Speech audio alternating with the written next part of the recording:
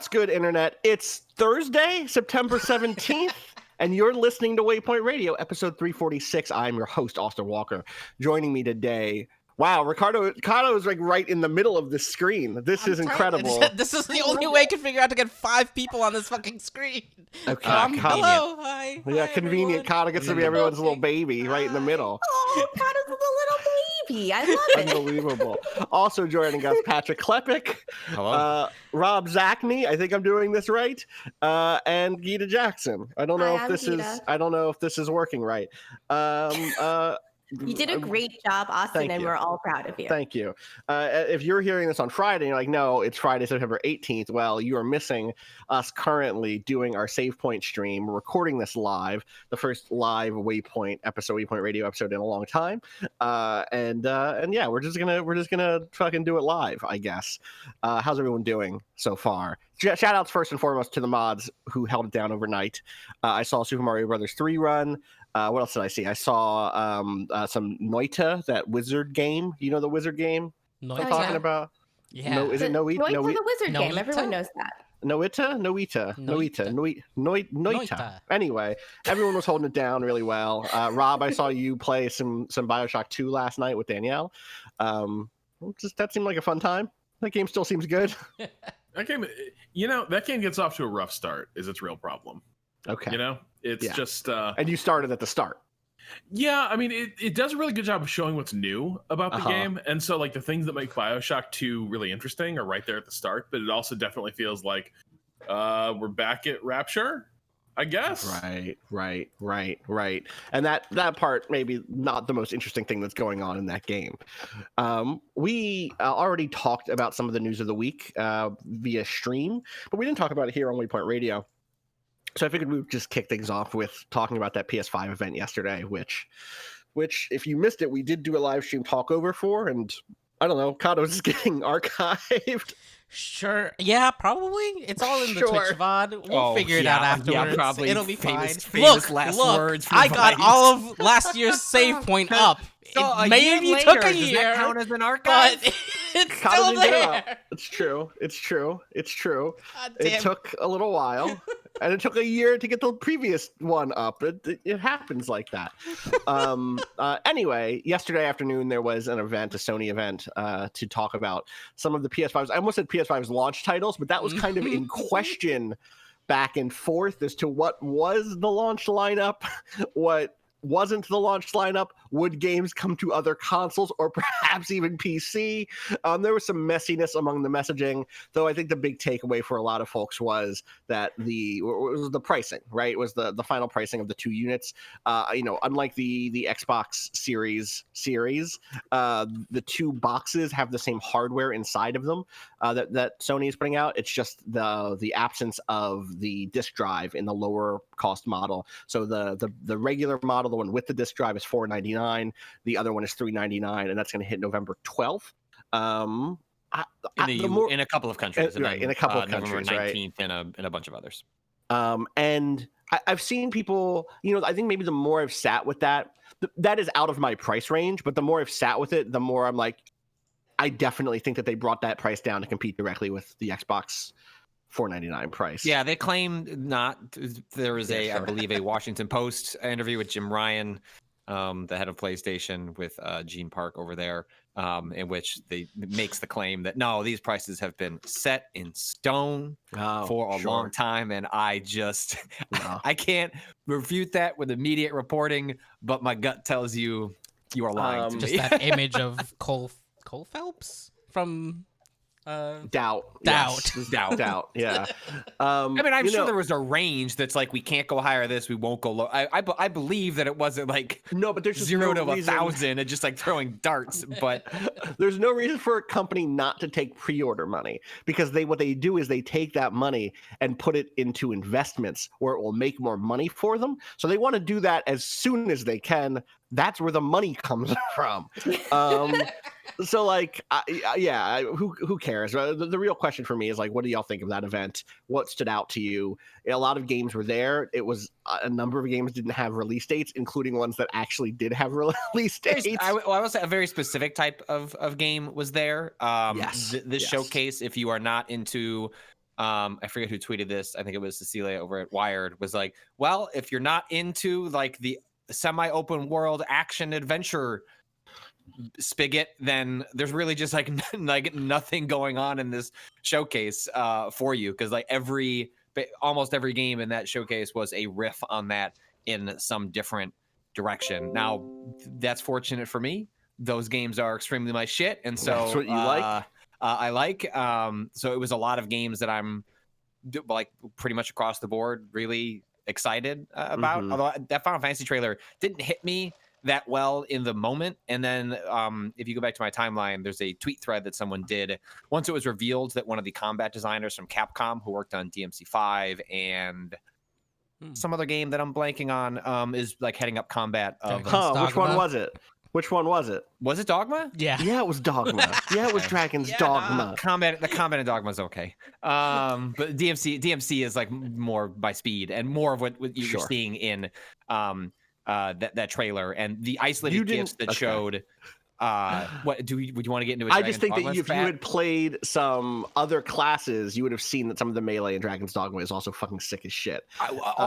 My only point there is that Dragon's Dogma's combat is a little looser, and DMC's is extremely tight. And when I play when I'm in action games, like I really appreciate the precision. It's why I like platform games, yada yada yada. And so, then seeing those gifts where they isolate, like, oh, this is a dash move, like this is how you're seeing interlinking combos, like the idea of like some bomb ass Final Fantasy story that is combined with like really, really tight DMC level combat is a really exciting pitch. And I strongly recommend checking out those little clips that this person isolated, because it really will show you, even at this stage in the game, for a game that probably sounds like it's 2022. Like they put out a statement after the trailer that was like, by the way, we're not even talking about this until 2021 again. Hopefully you'll play this someday. So it seems far off, but the combat strikes me. Plus, also, I was not aware that there's so many tweets that I saw over the course of the day. There's like, I will follow, is it Yoshida? Basically it's the director, one of the folks that saved the MMO. Yoshi P. It's like, whatever, he's working on a project, don't care. Like, we'll follow this man into the ocean. And so combining those two forces, for a trailer that just seemed like turn up the gamma a little bit, it's awfully dark in here. Those things got me really excited for what that project, could actually end up being. I stand alongside and behind my good friends who love Final Fantasy and don't want to see Final Fantasy do a sort of dark fantasy medieval thing because that's what they get other places, or they just don't care about that. I am also so of the mind personally that, part of this is just like Final Fantasy, whatever loyalty I felt to the series died a long time ago. And it's just like a thing that's among the many things I snack on. It feels like SNL, where SNL was this thing once that's that brutal. had Holy shit, you just am I Fantasy. wrong? Where's the fucking lie, okay? Listen, SNL was this thing that was Final Fantasy 7 remake. MMO's great. Essential to comedy was where you would find all of the next up and coming comedy stars, right? Even like maybe a generation ago, SNL, that's true. If you look at Kristen Wiig and stuff like that, where she's going into all these incredible dramatic roles, she's going to be the fucking next Wonder Woman. Now it's Anthony Jeselnik. Yesterday was just like, SNL got Trump elected. It was like two people getting like Lorne Michaels just helping out another rich guy. He found it disgusting. Comedians don't respect it anymore. It does not have that place of its cultural relevance. For me, like, when did Final Fantasy still have that for you? That last one was like the Kristen Wiig of video games. But when did Final Fantasy still have that for you? It's Final Fantasy. Like, I don't know that it was once such an event in my life, and now I don't know that it is. After that last game, honestly, that last game felt very final in many ways, and just in terms of its like bonkersness. Like I want to go camping with my friends, and I want to go on the Cup Noodle Quest, and I want to listen to sick tunes in my car while we do banter, and I want to think about Prompto for the rest of my life. I think maybe I would be higher on. I would be with you more if 7 Remake didn't feel so good, and I really think that they hit something there that surprised me as someone who came into that as a skeptic, not only about the fact that they were going to remake it, but that they were going to remake a game that frankly I didn't hold in that high esteem anymore anyway. And the fact that they did well by that makes me go like, oh, okay, I'm curious what they're going to bring. And I think that's actually the core thing thing I want to get to here is that. But like, do you think they're going to do that for anything other than 7? I'm surprised they did it for 7. Like, that's the thing, is you have to understand, I came into 7 Remake with lower expectations because it was a thing I already felt like I didn't like anymore. Whereas this, and this is what I want to get to, is I understand the feeling of like, oh, this isn't giving me the aesthetic that I like from some previous Final Fantasy games, the brightness, the color, etc. But I fundamentally always just want someone to make the thing that they're excited to make. And if it's not for me, I pass on it, right? So in my mind, I imagine a lot of these people have sat down and spent a lot of time figuring out like a thing that makes them, they go like, okay, how do we do this subgenre of fantasy? And I want to see them do it. And if it turns out to be shitty, like I just don't have to fucking play it. And I think that ends up being my perspective on a series that takes a turn away from what I want. And I feel like that's just something that like has gotten me through seeing BioWare not make the sort of games I like anymore, seeing, a lot of the industry move away from that and move towards stuff that, as Patrick said at the top, like open world action games is like, that's the thing. There was a thread yesterday from Brendan Vance on Twitter, Brendan Vance 778, on monoculture and the ways in which monoculture is not a state, it's a process. I think you saw a lot of that in that event yesterday. The process of trying to limit down and focus what we were supposed to get excited about, what games were, what was safe and stuff like that. And for me, in some ways, even a Final Fantasy game that says like, hey, what if Square Enix tried to play in that Witcher space is not the safest thing that they could do, because I haven't seen that they've been able to do that well yet. And I'd rather them take that big swing and try to make something fresh for them than have a kind of greatest hits compilation again. I kind of already have that now with Final Fantasy VII Remake. What else from this event I think is worth talking about? I think the big one for some of us was Demon's Souls. Patrick, I know that was the one that we marked out for, and maybe more importantly, that we were confused by. Yeah, there was our first like real look at they didn't show the interface, so there's a lot that's pretty key, because I think the big question, more so than I wrote about this in my review of Super Mario 3D All-Stars, but like the nature of like remakes, remasters are like so different in video games than how we think of them in other mediums, where we demand, want, and ask that there are updates made, fundamental changes to how a thing functions, because our expectations have changed in a way that, like, if we ever, we would never ask that, for them to like edit a film or change a music track, but that's something that in games we have come to expect in ways that are better and worse. And Demon's Souls is the Soul series in general is such a tricky balance of weird things. And so I think the trailer looks great. I think it sells its approach on the aesthetic, whether you're for it or against it. I think it better sells what they're going for, even if you don't like the approach they're taking to updating and the aesthetic of Demon's Souls. I think like that boss looked, I think you mentioned Austin on the stream, like looked better in motion, Okay, great. They're going for more of a Doom 2016 style approach to some of their enemies. And, it is what it is. It definitely sated some of my fears and concerns seeing it in motion again and seeing some of those designs. Like there did seem like they were meeting people halfway on some of those designs in a way. Well, there was a tweet. There was a tweet that was like, "Hey, they listened to us," which is basically there's a fire. I don't know if it's the fire demon. I forget what the boss is called. The flame lurker, please. The flame lurker. Apologies to Mr. Lurk. That the design shown in the first trailer, like the design in the new trailer, now more closely matches the From Software design, and that's just what makes me so curious about Demon's Souls, is because I think you and I agree that it's like hard for them. They're going to have to touch parts of this game, like from a gameplay perspective, that I just can't imagine they'll leave alone. And then it's just a question of how do they change it?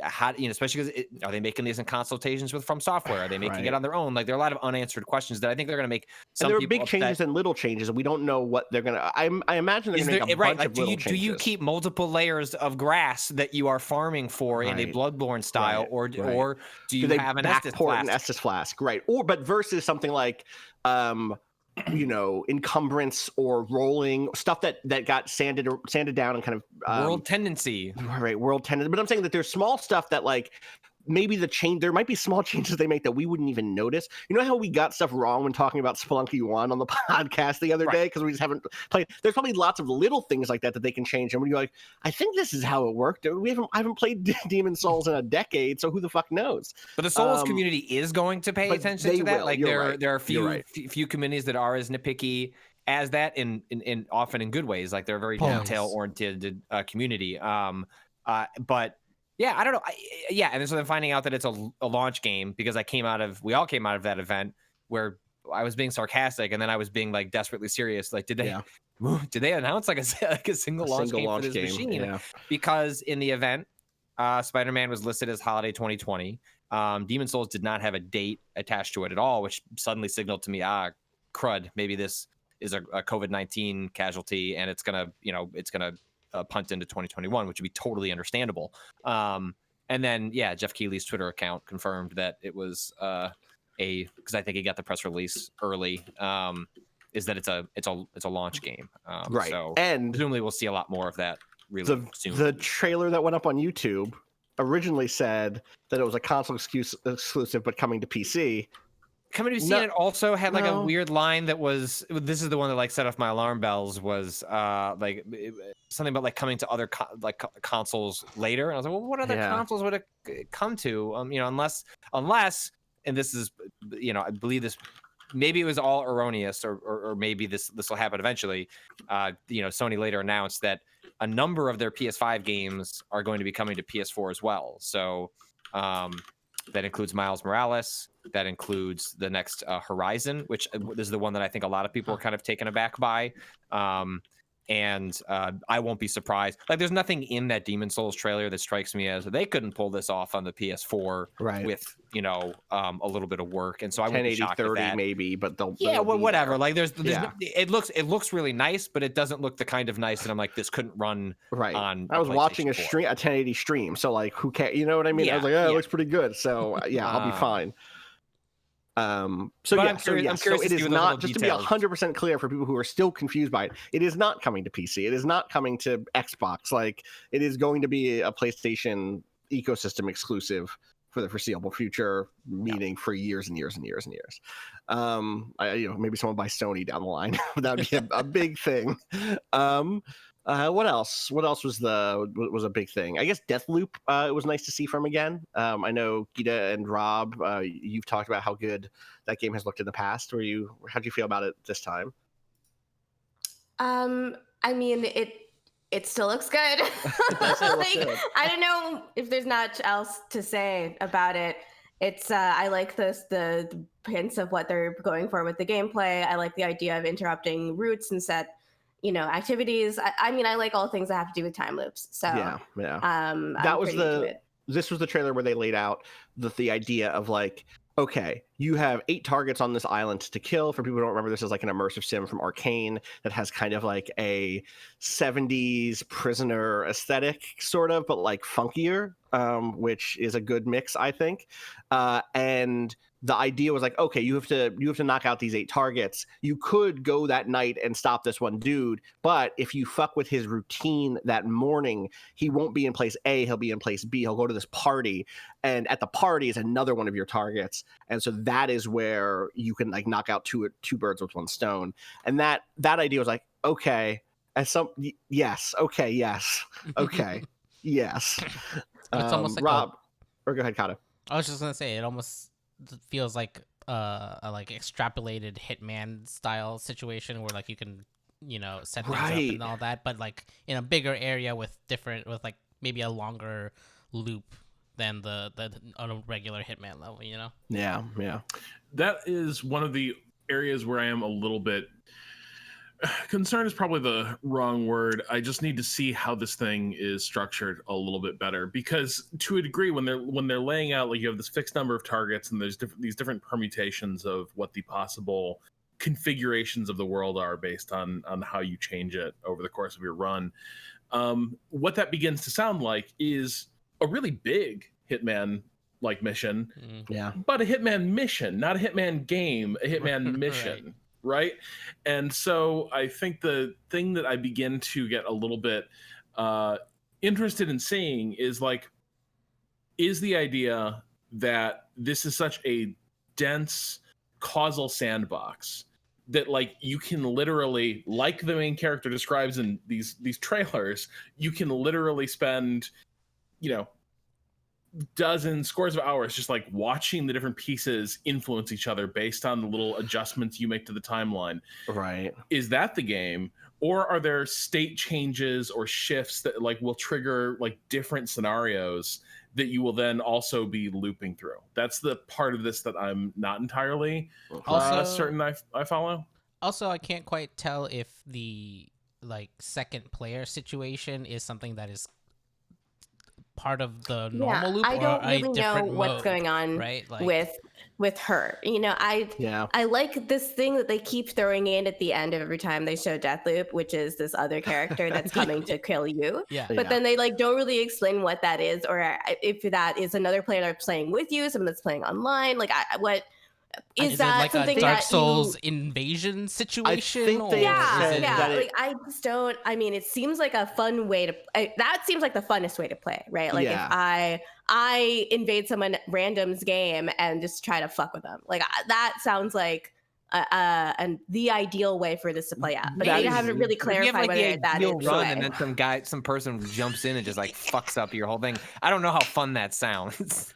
So it's optional multiplayer. They've talked about this. Okay. It is optional multiplayer. You can just have that character played by an NPC, but you can also flip it on so that you can play as or she could be a player character who's jumping in to fuck you over, basically. Wait, so either way, that character's always there. That character has been called always by them the true antagonist of this story. Gotcha. So even if presumably, the AI is playing it, there's that element of someone chasing you is also there, and it's not just you like messing with the world. Her goal is to keep the time loop going and prevent you from getting out of it. Right. So yes.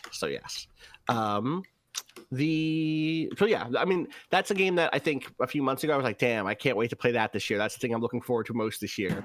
And in being delayed, I've had to like lower my estimation of it just so that I don't feel like bummed that it's not coming out sooner. Anything else? New RE8 stuff that seemed similar to the past RE8 stuff that we've seen? Yeah, they're doing a big TGS presentation. Sorry, Village. More interesting about that is if there is a Capcom insider leaker, Dusk Golem on Twitter. They've been extremely reliable with a lot of video game insider information, and specifically related to Capcom, which is just strange because Japanese companies tend to not leak, and yet Capcom fully leaks constantly. And like one of the tiny bits they had that I thought was interesting today was that this game allegedly was not Resident Evil 8. It was something else being developed internally, and it like tested really well, and people really liked it.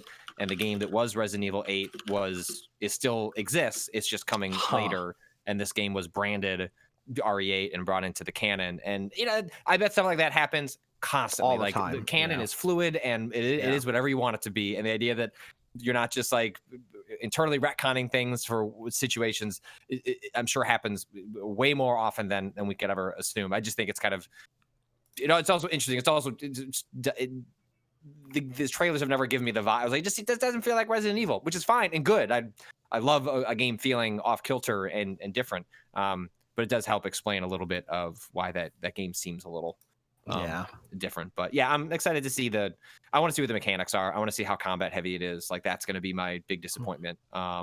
Is if the actification of Resident Evil, which is the inevitable arc this series has gone on, like on multiple times. That's Resident Evil's death loop. Is that like it starts scary, and then but also horror. Horror's a medium. But sometimes it's good. Sometimes you get Resident Evil 4 out of that loop. Sure, right? Absolutely. Like it, I've but said many times when seeing stuff about Resident Evil 8 that it looks like they're trying to recapture the feel of Resident Evil 4 with like the villagers and all that. Like, is it not the same exact village? Is it a different village? That seems like it's the same village to me. They haven't said. Maybe that's rude of me. I haven't heard any Spanish yet, so I don't know. That's true. That's the thing. That's true. Yeah. I didn't get much of a Spanish vibe from this village. That's fair. I'm curious to see more at their like proper presentation to see sort of just like what the moment to moment gameplay is like, maybe I'll get lucky and it'll be like it's this big open space, but we're putting you in like confined places along the way to like keep a little bit of that vibe. Because I don't think they've announced it yet because Sony hasn't announced their PSVR 2 that appears to be happening, but it's supposed to have full VR support again. And RE7 is a great game, and I think it's a transcendent game in VR. Like it's like meaningfully different in that experience. It's very scary. Yeah, it's fun. I hate it. It's fucked. You should. I hate it. Like I had to do it in increments. I couldn't like do it in more than like 2-hour chunks. And it's rare to have an experience that is that affecting. So I guess I'm hoping for them to catch lightning in a bottle a second time if possible. Yeah. Anything else we want to shout out for this thing? I guess really quick, the PS Plus collection thing is a list of PS4 games that'll be available to PS Plus subscribers on really quick. Wait, is it on PS5? If I have a PS4 and a PS Plus, I don't get those games. No, this is meant to be like games that are getting enhanced on PS5 with it's a look back at the library on PS4. Just making sure. And that's like I think it's smart. I think big that's first really party stuff. Last of Us, God of War, Detroit, big Bloodborne. Let's see what there was the Harry Potter game, but fuck off. Turks. Well, I mean, that was certainly. I will say, like yesterday, I think was one of the clear days where it started to realize, like, it started dawn on me how much damage has been done to the idea of like Harry Potter as a thing that people want to play with or play inside, because I didn't see admittedly really self-selected like Twitter feed, so like what I'm going to see is not like some sort of objective reality, but a lot of folks that like I don't necessarily consider as being like particularly like militant about like entertainment choices are just done with the series. They're done with, because I think at this point it's not just that J.K. Rowling has been masked off for so long enough that like, ooh, really problematic creator, because she wouldn't stop fucking with Harry Potter, and because it's such an easy series to sort of begin untangling what's going on inside of it. It's now way harder to like all the things that like, when Harry Potter first came out and you sort of go like, huh, is that weird? Does that seem a little racist? Is there a little bit of like a subtext weird, here? It seems like kind of oppressively heteronormative. I don't know. You know what? I can imagine. I'll bet all the cool stuff is happening outside. All the cool stuff in Harry Potter is happening just outside the frame. And now I think that sort of rationalization is gone. And so what you're left with is, how much do you want to play with Harry Potter, which I saw some folks talking about, like, how much do you want to go to Tory Wizard School? Right. I mean, so I've definitely seen some people slowly try to shift into rationalization mode. The developers didn't say those things, and are you really going to hold rationalize them? it? Just like you just if you're going to fucking do it, it's like, look, I want to play it. I like the Harry Potter world. Fuck her. It sucks. I constantly play things that are compromised, and this is the one where I'm just.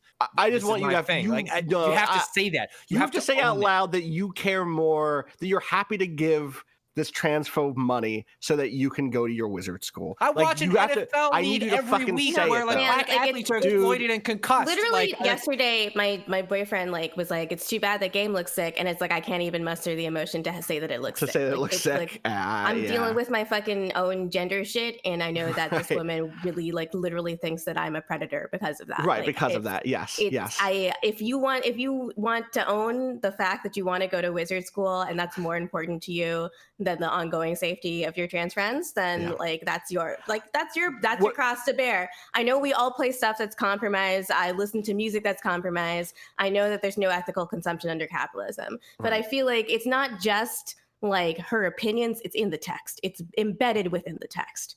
And she's written so many books now about how dangerous she finds trans women, especially. She specifically is alive and profiting in a way that is very clear, because we know how carefully she controls the rights to Harry Potter and everything that comes out. She's so involved in all of that shit that it's like there's I think sometimes there's a sort of degree of safety and abstraction that happens when you say, when I say safety, I mean sort of safety that you give your own brain to prevent it from falling into the gap of realizing you don't like the thing that you're doing. When you say like, oh yes, this is compromised, because what you get to then not say is which ways in which it's compromised, the ways in which that it is fucked up. And I think that like if the people who I've seen talk about like, oh yeah, but the developers, if they really sat with themselves and said, this is the way in which this is fucked up, I suspect most of them would be like, I can't rationalize this, I'm going to move on. I'll find something else to do with my time.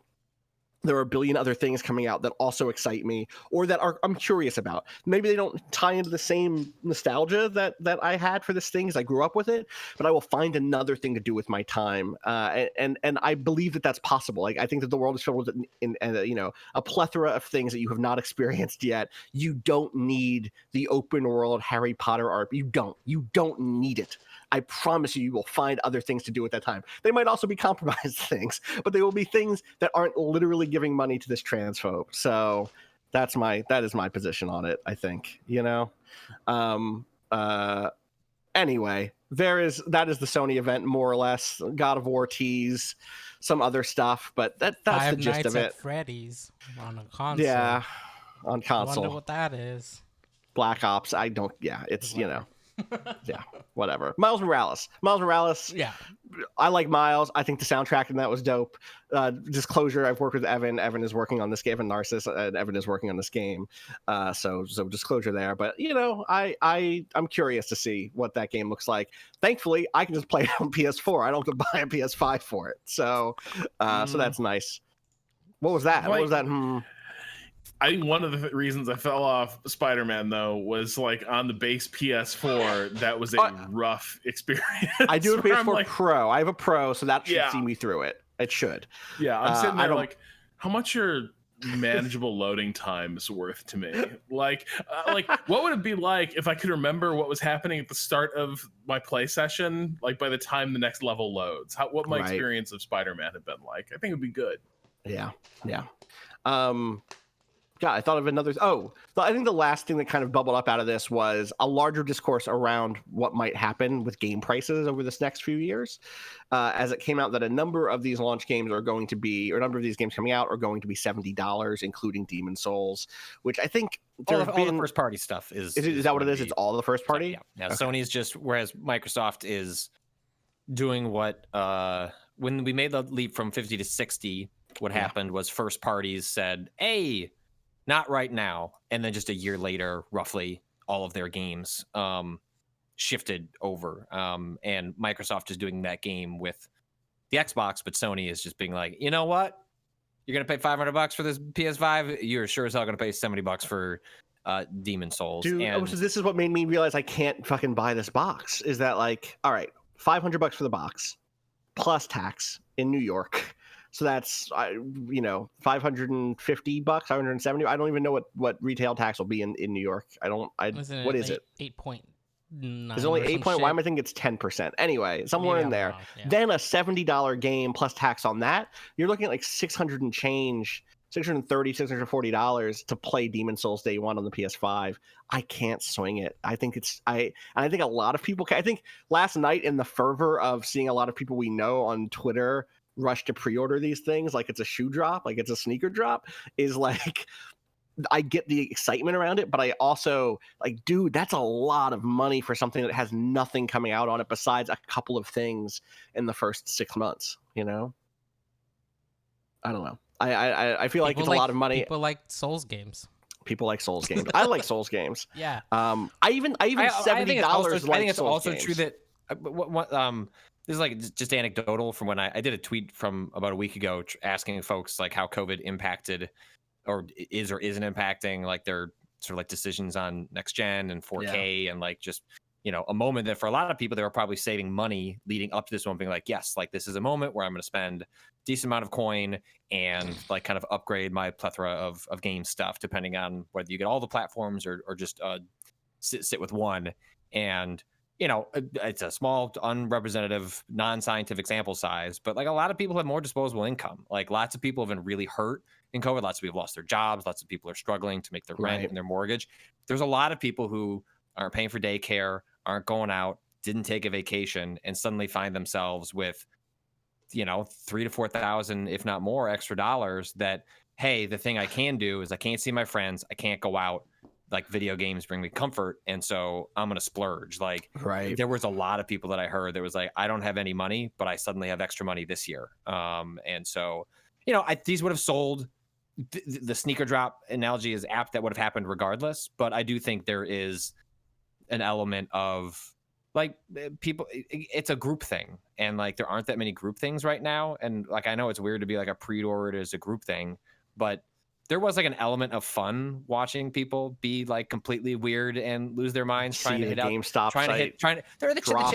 people just complaining about the checkout button at Best Buy, like, which I was engaging with. I was like, you hit checkout, it didn't do anything. Like it was wild. And I think there is that. It's, you know, it was one of those kind of communal moments for, you know, for better and worse reasons. But I think some people have more access to more money right now, despite it being a really tough time for a lot of other people too. Yeah, totally. Let's go to the other big event this week, which was this morning, which you know, everything I'm looking at Ari notices everything Nintendo announced in today's partner showcase, and the image up top is the very pretty image of Hades, who or not who, I mean, that's not the name of the character. The name of the character is, what is it? Something with a Gias in it. Gita? Yeah, I'm looking at you, Gita. He's Hades' son. And Right. I forget because you are him. What his name is? Zagreus, who is now in 1.0. Hades dropped today on Switch, which is wild. I have not got a chance to dig into it yet. Gita, are you very happy? I'm so happy. I opened up the Epic launcher so that I could get this fucking update as soon as it runs. I need it.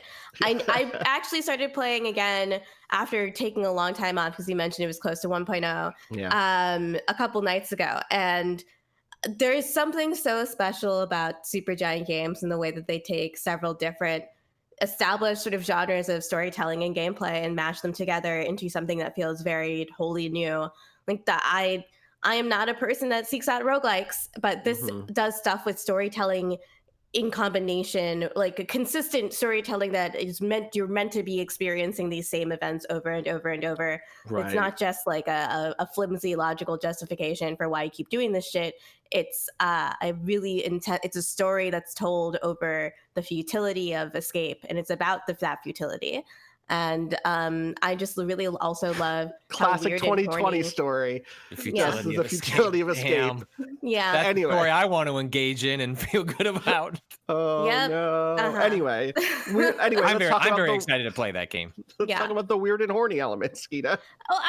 Just the Greek gods in this game. My favorite thing is Aphrodite is just fucking totally nude all the time, and she's always calling you her little godling.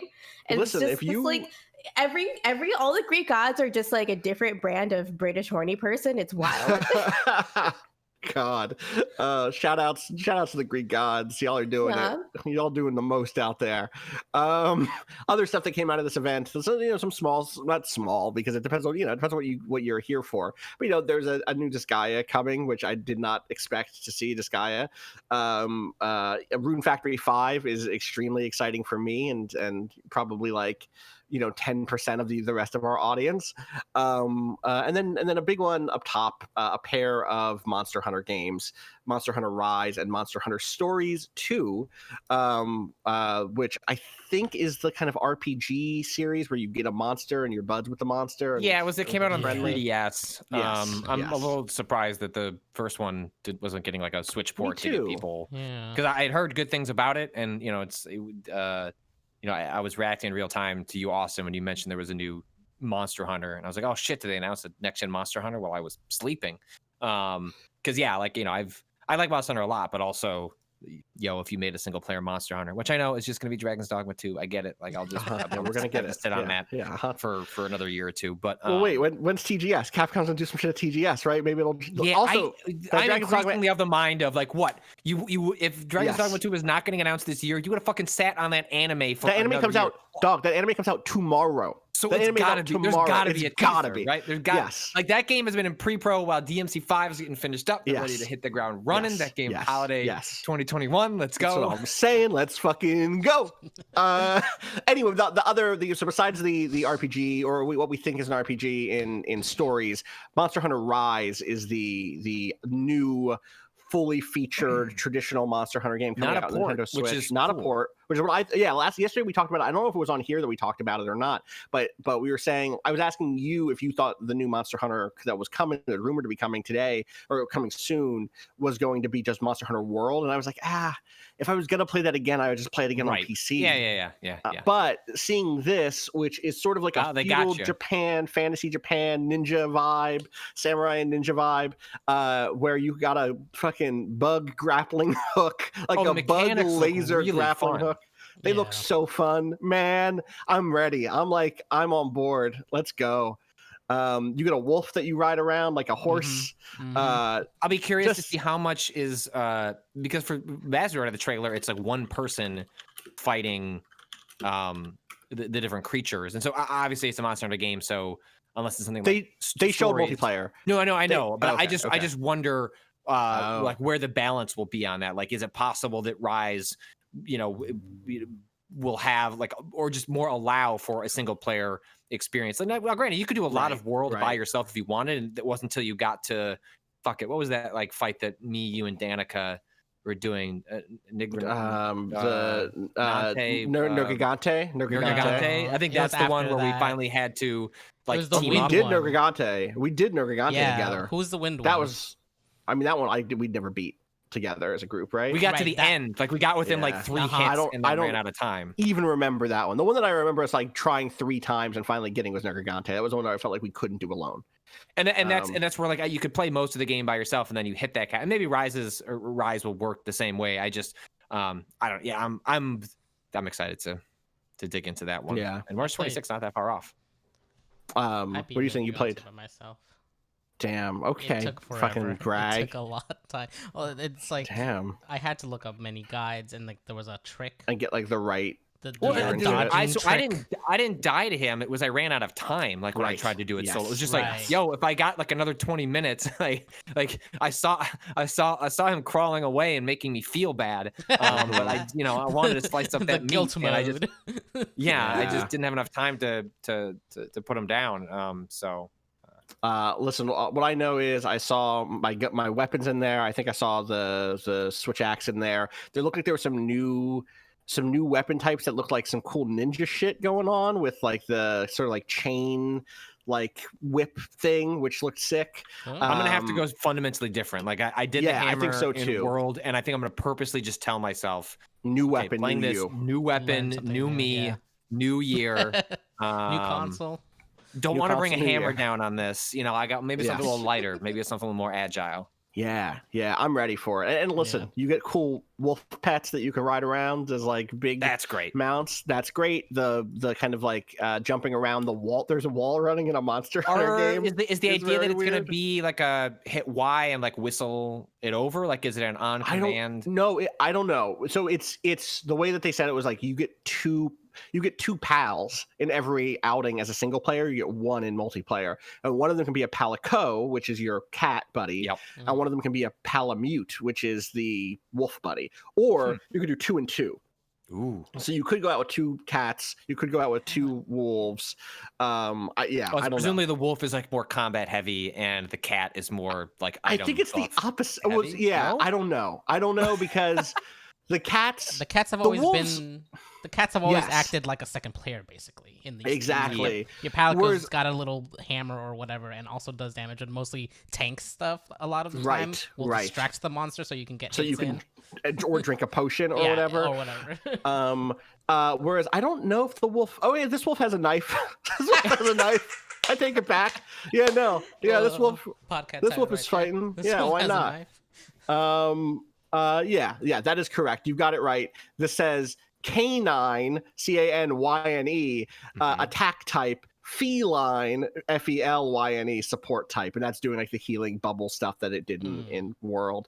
It's what was cool about seeing this? It was like, I'm a Monster Hunter guy now. Oh, that's shit. right. That's the most exciting part of like getting into like when World clicked, and even though I knew I wasn't going to beat it and I wasn't going to do the high end, armor grind, it was just it's so exciting when you play a new game and then you're like, oh, I'm one of these people now. I can get excited when they announce the new one and like figure out what it is and which ones are for me. And I probably won't play stories too. Like I'll probably just stick with Rise. Yeah. But it's exciting to be and that just makes me even more excited for the inevitable, Monster Hunter World 2 for next gen. Cause I know that I was reading somewhere that the last content update for World, through the Ice expansion is soon, which would sort of signal like, hey, end of service life for this game. We're transitioning to, full production on the next one. Really quick, I want to break into our live stream to note that we just crossed $40,000 raised for the national bailout. Woo! We are coming close to our current goal of $42,069. So I hope we hit that soon. Incredible work by everyone who's watching the stream. And if you are listening to the podcast at home, you can come watch us continue to stream kind of all weekend at savepoint.stream. That is also where you can donate. The stream will be embedded there. You can see the chat at twitch.tv/waypoint.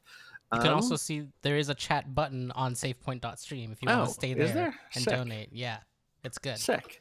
Awesome. I'm not going to read through donations right now because we're doing a podcast, but thank you to everyone who has donated a lot and a little money because it counts. Both amounts count, it turns out. We need both styles of donation to get up to this number, to get to this fucking goal. Some other stuff from that Nintendo event. Empire of Sin was there, which Geeta, you also just dropped an Empire of Sin tweet in the turns out 45 minutes ago they finally announced the release date for not for all platforms. It's not coming out on Switch. Not just Switch. It is coming out December 1st on Max, PC, Max, Switch, Xbox One, and PlayStation 4. And actually, I brought this up specifically because I was thinking while I was playing Crusader Kings for the millionth time, just whiling away the hours, I was thinking, man, if this game is good, fucking Empire of Sin is absolutely going to destroy my social life and my mind. I hope it's good. I got to see the first and probably last E3. I got to watch John Romero do a demo. That was a fun demo. Yeah, it was a great fun demo. But then you think about what the Crusader Kings 3 is doing with the interconnectivity of the world and the way that people have opinions that you don't know about that will like strongly influence how the AI approaches the game. And you just think like the combination of that plus all this prohibition era gangster shit in Chicago. Yeah. And I just like melt into a puddle of enthusiasm. I want like a dope tactics game with that strategy layer, that like grand strategy, character driven shit. Yeah, absolutely. Yeah. So they did really emphasize in that demo, which is I guess the closest thing to gameplay I've seen of that, that there will be the characters are driven by their connections in the world. Right. And that just opens up like if it's even like 10% Crusader Kings level of like character focus, I'll be so happy. Yeah, totally. I think my concern with that game has always been there's so much going on in it that like all the parts, and like I think I saw the demo at E3, and then later I saw a demo at Paradox Con, and what both demos had in common was like a ton of really interesting ideas, but all of them seemed in terms of like execution just a little bit, now early builds, so you'd expect this, but all of them seemed just a little bit off from where I wanted them to be. And I think my real concern is that particularly with tactics layers, standards are really high right now. You know what I mean? Like there's got to be a feeling of like impact and weight to combat. And in the builds I saw, it was super kind of loose and about like setting up specials from your characters. Interesting. And so I'm a little bit like, I really hope they put this time to good use and just like focused in on like what they had and just like, kept working with that polish, right? Because like there is a history of really ambitious gangster games coming out and kind of whiffing because a gangster game has to do like so many things. It has to be a Godfather-esque like story of mob relationships and betrayal and politics, etc.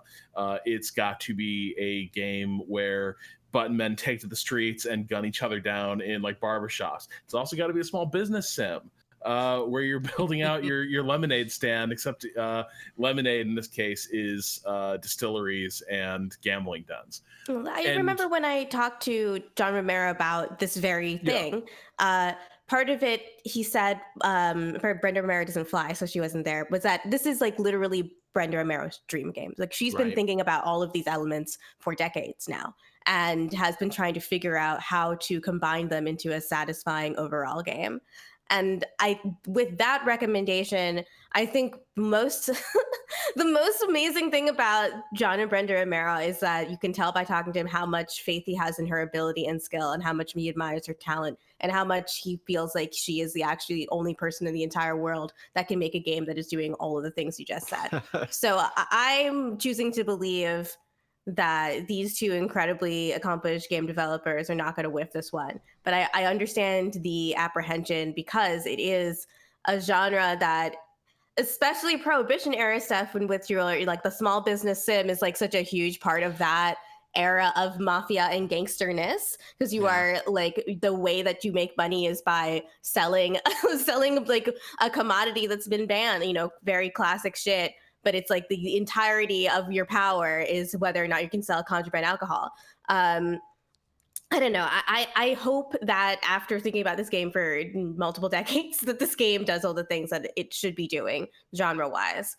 But I do feel like it's hard to tell until you've got your hands on it how satisfying you can make the tactical combat moves, and how punchy each element is going to feel. Like, is this going to feel like in Crusader Kings, where everything is sort of loosely tied together in a web?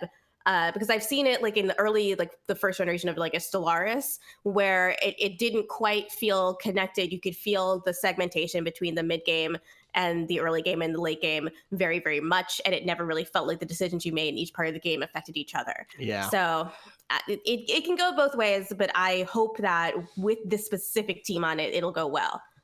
Totally. Any other stuff we want to shout out before we go to break in terms of news or other stuff? When we come back, we can talk about some games we've been playing and hit some emails. But anything else?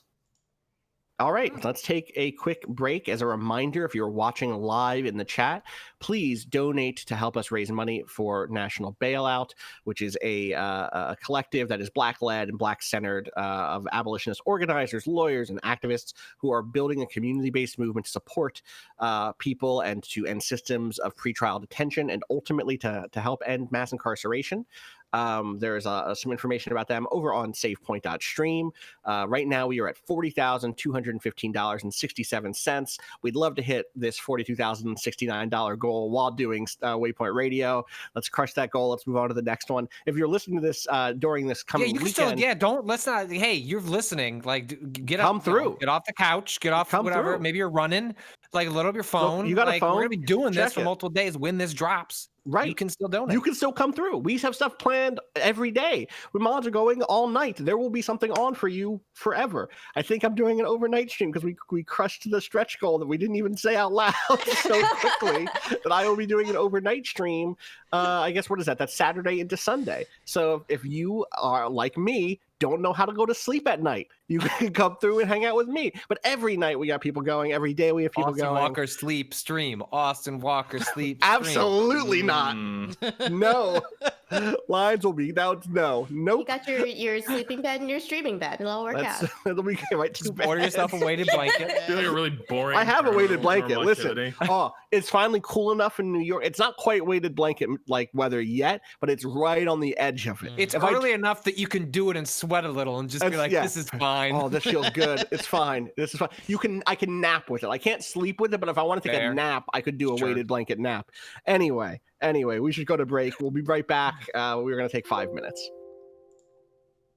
I don't know if we're actually going to take 5 minutes, but I wanted to give us the opportunity. Get more coffee. There you go. Yes. There you go. All right. So I'll see you. It'll take 5 minutes to make that coffee. Take 5 minutes to make that coffee. Yeah.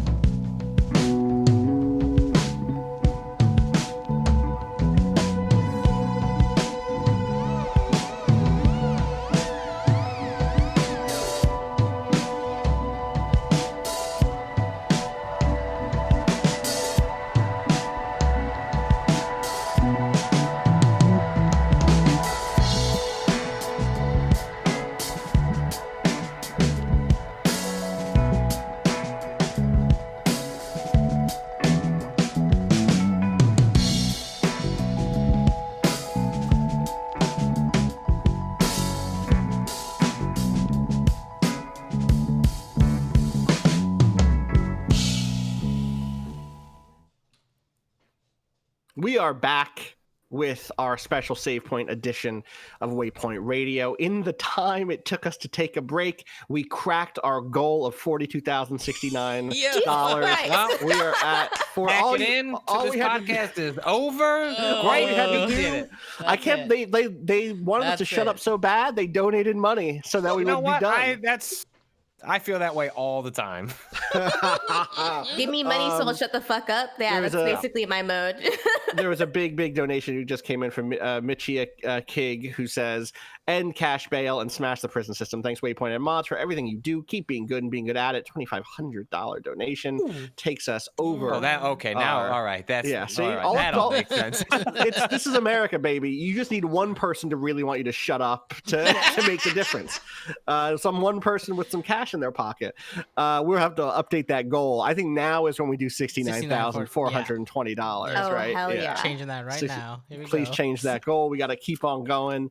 Shout outs to everybody who has donated so far. Shout outs to everyone listening. Please go donate. SavePoint.stream is the URL. Let's pick it up where we left off. Nintendo stuff. Patrick,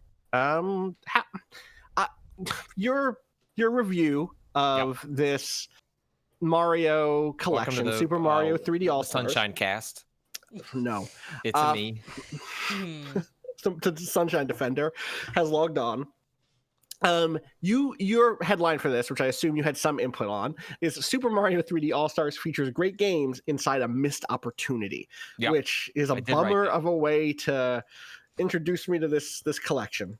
What's up? Yeah, I think Super Mario 3D All Stars is a collection of great games that fails to be more than just here's a bunch of games, have fun.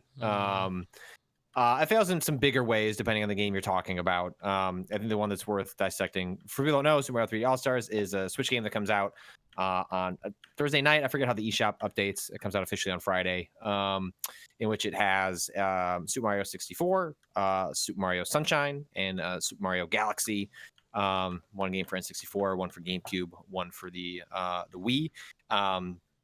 Separated by about 15 years. I think it might be technically 14 years. And Mario 64 is, I tell this story in my piece, but, our house was a Nintendo house growing up. So Mario was like a very important, like defining figure in me getting introduced to video games. And I was like, so just unbelievably excited for Mario 64. Like this is an era where every time a new EGM came in the mail, that was like my Bible. Like I studied every word like over and over again. It was just that's all I looked forward to every month, was just like the new EGM, to see the games that were like coming from Japan, that would back then could come a year 2 years later after they were released over there. And Mario 64 came out in I believe June of 1994, 1996, 94, I think maybe. And then came out in September in the United States. And I'd only seen these screenshots, and there was this movie theater that my family used to frequent, and right next to it was an import shop. And these were more like common in the 90s, where you'd have places where they, actually like imported games from Japan that you could pick up at exorbitant, like crazy prices. But I would go in there and I couldn't afford anything, and my parents were smart and not going to buy any of it for me. But it was just like a place to gawk at while someone waited in line to buy the movie tickets. And so I went in there, and I remember like looking out of the corner of my eye and seeing what I thought was like a promotional tape for the N64.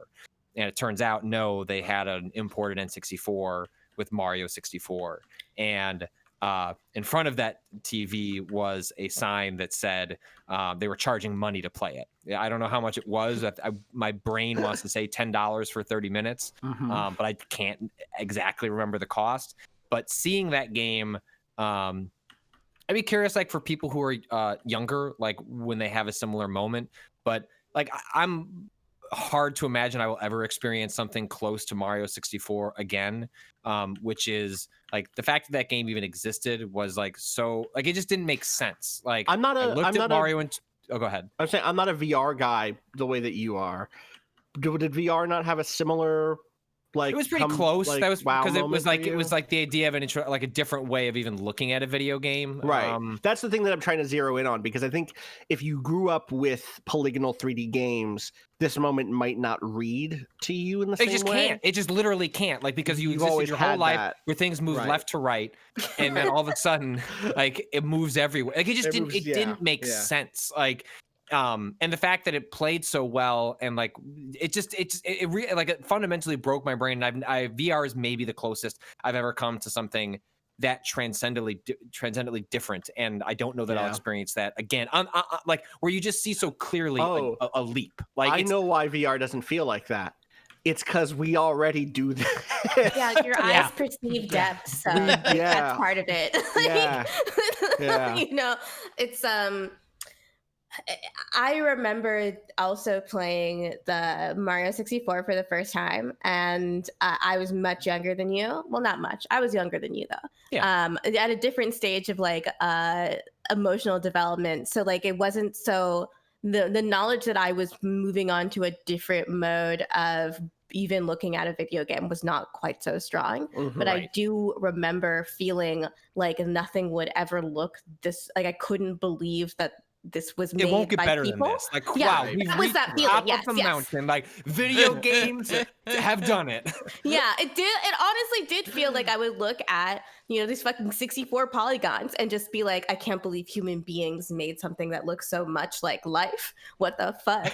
You look at it now, it feels ridiculous, but it's like look at these shitty sprites on these. I know. Look at his trees. little triangular nose. Like, but it does feel like even when it's somehow I do have the ability when I look at videos of Mario 64, because I'm mostly looking at people who have discovered secrets in it and like YouTube videos and not playing it myself.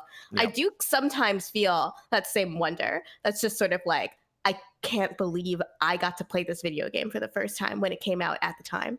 And I got to see that happen, Yeah. Right. And so that's like the problem with 3D All-Stars is that game's old. Like it is just old as fuck. Like time comes for us all, and it has come for Mario 64 as well. And so playing it, like this is like we were talking about Demon Souls, and I had alluded to my thoughts on 3D All-Stars is like, what is the goal of like revisiting these games? Is it just to sell you the old experience? Is it to try and bridge the gap between, in your mind's eye, what was it like to play that game, and then do the appropriate sort of like quality of life and modernization things that keep the core of what it is, but allow you to not either be annoyed by what hasn't like gracefully transitioned 20 years later, or to also allow a new generation that would otherwise not be able to like they don't have the nostalgia glasses. Like they don't have the appreciation for having the emotional appreciation for growing up in that era. They don't have that. So when you see the thing that looks old, it just looks like a thing that looks old, and the things that are bad about it, just by the virtue of time, stick out more. And you look at a thing like Tony Hawk's Pro Skater, and I don't know that you can look at a better example of, and you may fundamentally disagree and be like, actually, the old thing should just be the old thing and let it be. And you can do the purist angle, but I also think Tony Hawk's Pro Skater was an example of finding a way to do both, to satisfy folks that grew up through a period with that game while also recognizing it's coming out in 2020. Standards have changed. Video games have changed. Like, how can this game fit within that context? Still feel culturally relevant outside of just what is its historical relevance, and like that allows it to be culturally relevant, which is true for a game like Mario 64. It's funny that I haven't seen that same pushback that we got on like the Blue Point Shadow of the Colossus remake with Tony Hawk. That like I haven't seen a lot of people being like, oh, this loses some of the majesty of the original lower fidelity graphics and, you know, chomped up wave file, or probably not even wave file music clips. Everyone was like, yeah, no, this is Tony Hawk to me. This gets at the soul of what Tony Hawk. Not everyone, but you know, enough people. The people who traditionally, the people traditionally who I've seen push back on a lot of remakes have not done that with Tony Hawk. Yeah, part of it I think has to do with the way that they've framed the Tony Hawk et al. Have framed the project and what the goals of the project are. And it's not just to be a remaster for mega fans. This is they're you know, putting the original skaters in as older people, and they're bringing in a whole new generation of skaters that are internationally like part of this scene that has continued to develop without Tony Hawk as, you know, the biggest name in it. So this is less about, you know, a being an essentialist recreation of Tony Hawk 1 and 2, and more about creating a way that this game can be accessible to a new audience of people that could be inspired by this game, like I was when they were young. They, you know, get bullied out of becoming a skateboarder like they wanted to by their neighborhood teens. Yeah. Damn. Oh, so you know, you can get a complete set from CCS for about $200. I'm thinking about it. You know, yeah, why not? It's too late to learn how to ollie. I can learn how to ollie now. Yeah, totally. It's never too late to learn how to ollie. Yeah. I think a lot about the David Simon quote that I can't find the exact quote of.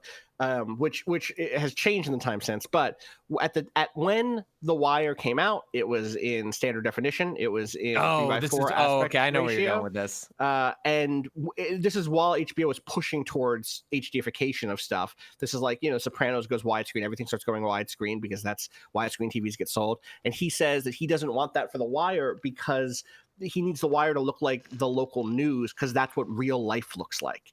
And then years later. You can see The Wire in HD now, and halfway through the series he started shooting it in HD and cropping it for 3:4 shots. And part of the question there for me is like, did real life change? But when he says real life looks like the local news, what he means is people sit down with their dinner, they watch the local news. That's the frame, and it's a square box. Yeah. And it's a square box. Exactly. It's a real life on TV looks like a square box. And I think that speaks to, you know, David Simon. We all have our less than our issues with Sorkin. We all have our issues with Simon. His Twitter presence is around. It's tough. It is. But I think that he really encapsulates, or this thing really encapsulates the way in which a work can try to hit something through a collection of techniques and technologies, and that something that it's trying to hit can slide based on where the kind of perceptive mode is, where the audience is at. And the question for me with a remake is, are you trying to replicate, which of those things are you trying to replicate in the contemporary audience? And how do you make adjustments? Do you make adjustments to try to adjust for a change in expectations? And it sounds like this Mario collection just didn't do that. Well, it doesn't do like even just basic things like if you go and look at if you're, you know, young enough to not have played with an N64 controller, like, you know, it had these big funky yellow buttons, kind of like a D-pad on the right hand side, and those could function as like buttons that did actions, but often they were camera manipulation because the N64 like really popularized the idea of like the player can control a camera, has agency over that beyond what the authorship of the designers and the creators of the game world.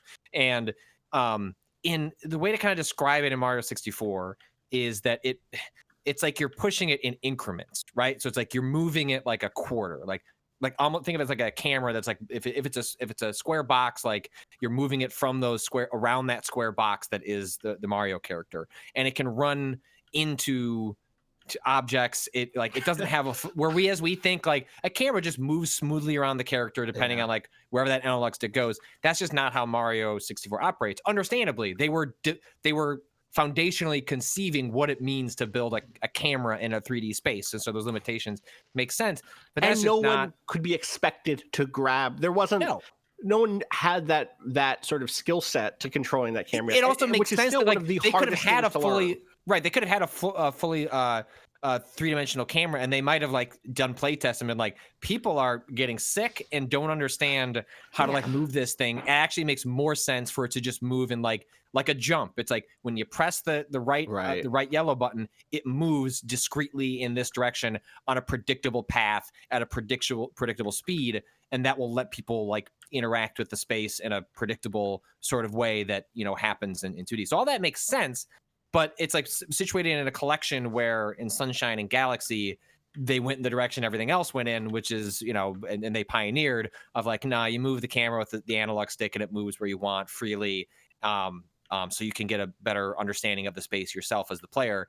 Like none of that happens here. And it's just the movement is really awkward. It's interesting to play 64, Sunshine, and Galaxy. Like if you literally jump between them, which is not easy because this game doesn't have save states. It doesn't pause like your interactions in one. You have to literally like make sure you discreetly like press pause, save and quit, or you've collected an important object and it comes up with a save spot. But as you jump between them, it's actually remarkable to see the fidelity, like the fluidity rather of controlling just Mario. Like just go in a circle, just go up, down, left, and right, and just. It's not something you notice over time, but then when you play these three games that are separated by 15 years, just how they honed in on just moving this character through this space is just truly a remarkable thing that you just don't pick up on year over year, but becomes very obvious over time.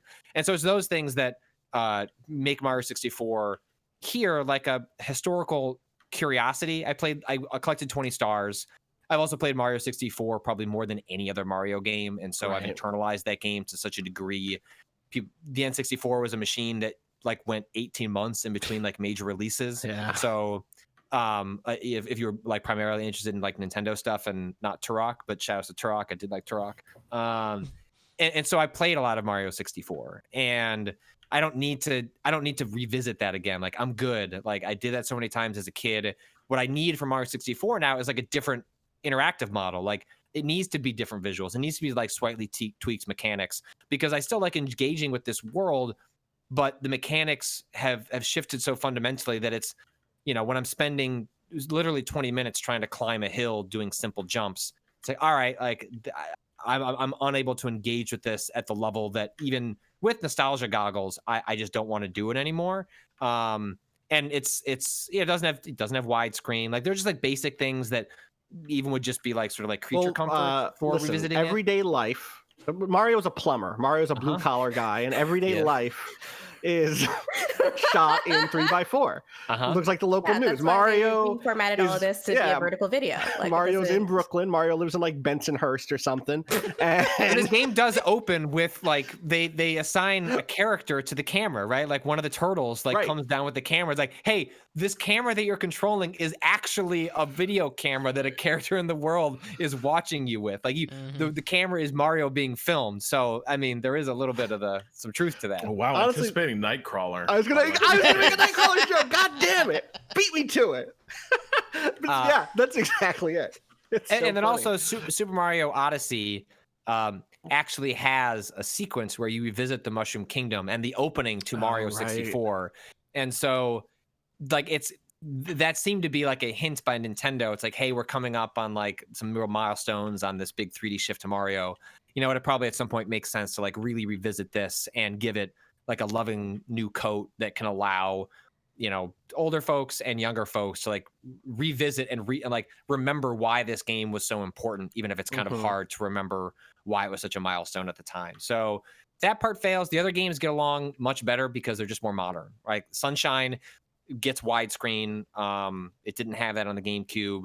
The controls are still fucked. They were fucked when that game came out in 2002. They're fucked now. Wait, I find that game it's just awkward. Like it doesn't have like true like dual stick controls for you to like pilot this water. It's just you're never able to do like often where for if you haven't played Sunshine, like its main hook is that you aren't just running and jumping as Mario. You have this like jetpack that can also shoot water. You're cleaning up these messes. You're using the water as like a you can shoot it down, which like allows you to like almost. Yeah, allows you to like kind of sustain and hover, which introduces really, really fucking cool movement mechanics. There are sequences where like, hey, if you want Mario to go fast, you spray the water in front of you, making yourself a slide, then you throw yourself forward, which allows you to do the fastest movement in the game. There is so many cool things about Sunshine, and I'm a big Sunshine fan while also acknowledging that like it's completely fucked. Like so, there are things about it that are like real problems, but they aren't like I'm able to look past them and I engage with the creativity that's there. And I find Sunshine to be like a really wonderful experience and is the one I've put the most time into so far because it's like the game that I've forgotten the most. So it's almost like a brand new experience. So that game I'm not surprised they didn't sit down and like rethink, dual stick controls for Sunshine. Like if you didn't like Sunshine before, you're not going to like it now. And I don't even know if they introduced dual stick controls that it's going to change that. I think a lot of people rejected the movements of Sunshine, and it is what it is. And then Galaxy, which is like just was a tremendous game when it came out in the Wii in 2006, and remains a really incredible game now. Some of the stuff doesn't work as well because that was you collected stars on the Wii version using the Wii remote. In this one, that's either handled if you're doing it in handheld mode or on a Switch Lite, you are touching the screen, which just means you're like, there are times where I'm like holding and moving Mario and then also like with my pinky, like rubbing the screen to get these stars, which you every 50, you get a 1-up. You need a certain amount of them. Put Jessica on your lap and have her. Oh, to the point, because then she would want to grab it, and then she wants to try and control Mario, and it's a whole thing. It's like easier for her to play Avengers, and she like tells me when the powers fill up, and she's like, "That one's full," and I can like hit R1 and Oh, that's so useful. That's so great. Except that they take so long to fill up in Avengers that she just gets frustrated and walks away. And so but it's fine. Like that game is still looks tremendous, plays tremendous, and that stuff is annoying, but it is you can skate by on it. And so you have these 3 games that I think are all very good in different ways. But they called it All Stars, and on the SNES they put out something called Super Mario All Stars, which was this really interesting experiment by Nintendo where they were celebrating 10 years of Mario in 2D, and they did aesthetic like sort of like reimaginings of Mario 1 and 2, and I think 3 as well. They did these fascinating things where they went back and they picked and chose which glitches they wanted to keep and which they wanted to get rid of. So like some glitches they just looked at as like, this is just a glitch, like we should fix this, and other glitches were like, no, this is actually part of the tapestry of Mario. They did an art book. Like it was just this really, people have like strong opinions on whether they actually like the art, like the music, like I'm not necessarily even I am. At the time, I remember really liking it, but even when I just look at it now, I'm not talking about like the philosophy of aesthetics. I'm not trying to argue. Just looking, I'm like, do I like this? Is this good? I like it way less now than I did at the time, and I bet I liked it at the time because I was like, oh, this looks like Super Mario. This looks like Super Mario World. Is what this looks like, and that looks good. So. But like those little design decisions and like thinking about what a glitch is and like whether that's like part of the history of the game, like it showed like a real like loving appreciate. Like I see where the love was coming from in putting together this. It was a celebration of a certain milestone in the development history, and by attaching All Stars, you are like purposely invoking like that's the level of care and craft that you're going to get in here. And there it doesn't will come be anywhere. Some authorship is what Something it suggests. All it's some here sort is of, like it's just a crudely crafted menu where you can swap between the 3 games. There are soundtracks for the 3, but the soundtrack, the Switch does not have the ability of like a PlayStation or an Xbox where you can put on music and it'll play through the UI. So you can pull up the soundtrack and just sit there and I guess listen to the soundtrack in the background. I got YouTube. I got, like that's what like I'm not saying it's legal, but that's what everyone's doing on YouTube when they want to listen to a soundtrack if it's not on Spotify.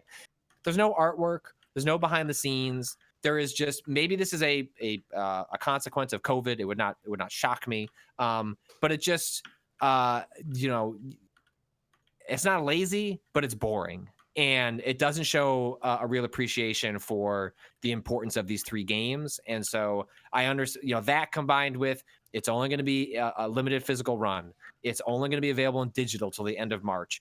It just leaves a bad taste in your mouth for 3 games that are otherwise on their own. And even in this collection, like largely really fantastic. And so I'm really happy with it.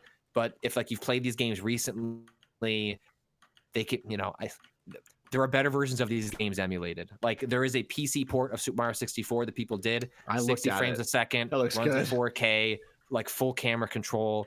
It gives you a glimpse of like, if like, some more effort was put into this, how much the game would benefit from just not a ton of work. They wouldn't have to remake it. There's just like some little quality, like a little love to the technical side that would just give you a chance to like throw yourself back into this world again in a way that's just really hard to do with what they've got here. The thing that's cool about the PC port too is my understanding, and from what I've looked at in terms of video, is that if you want that PC port that's a fan done one, it's just, you know, yes, it's a widescreen, but like the assets are just the assets, or maybe they've been like up-res, but there's not, that game it's just not still looks like it's not that a new game. texture pack by fans. Like, exactly. It's just There the are game. That those game things. still looks timeless. If you do want a mod that has new trees and a new smoother Mario and a different Lakitu, who is the person who holds the camera, like you can get that stuff and like tweak it to be the version of this thing that you want it to be. But it can also just be the high res version of it that you would have imagined, the widescreen version of it that you would have imagined would have come, and also the version that's like runs at higher frames per second and all that stuff. Like, yeah, I these think games the PC port looks really good. Yeah, these games run at I think 64 runs at 30, Sunshine runs at 30, and Galaxy runs at 60. So the Galaxy ran at 60 when it came out. And like, I'm not a big frame rate person. Like, it doesn't really bother me. But I also, you know, more frames are better. Like, there's no reason these games. You heard it from Patrick. More frames are better. More frames are better. You know. We finished that debate. It's over. More frames, better. Patrick. Wait in. It's a Puppet Corner. Reviews. Finally, we have some metric. All right. Well, you know, thanks for that. You can go read Patrick's review up on the site now, waypoint.vice.com. What else have people been up to? I know, Gita, you've been getting into some Elsinore. You mentioned it. Yeah, on the I've been playing Elsinore. Yeah. This is a game, a video game. It turns out I play those sometimes. I play a little bit of this game, and I can't stop thinking about it, even though I haven't picked it up yet in like a minute because I've been really busy. It's a game where you play as Ophelia from Hamlet, and you're playing in Hamlet when shit is about to pop off. So your ex-boyfriend Hamlet. He's a little freaky baby bitch. Anyway, he's wearing all black, still in mourning because his dad died, even though it's been like a year. And it's like very, very normal for his mom to marry the new king so that they'll stay in power. Having you play Crusader King, he's a little dumb idiot. And your dad is worried about your son, who's normally the guy, or your brother, who's normally the guy that can keep Hamlet in line and keep him from freaking out. But he's going to go to Paris for a while. So, yeah, you know, who's going to keep an eye on Hamlet? Right. So Ophelia in the play, you know, she is the one who eventually commits suicide after seeing a lot of visions and, you know, just going a little bit crazy, mostly because Hamlet's going wackety and there's a bunch of ghosts and shit. I don't know. I was in this play in high school, so this is my very vague recollection. Yeah. But in this, it turns out that Ophelia's visions that she starts seeing, why she starts acting so weird, is because she's seeing visions of the future and future events. And she didn't actually commit suicide. There is an assassin in Elsinore that needs the Denmark to fall. And they see Ophelia trying to undo it, so they murder her. But at the point of murder, she goes back to a few days ago, right before her brother's about to leave. So this is the sort of story of Elsinore. You're Ophelia, and you will use your knowledge of future events to influence the timeline, try to find a way to solve Hamlet. So it's sort of like a death loop.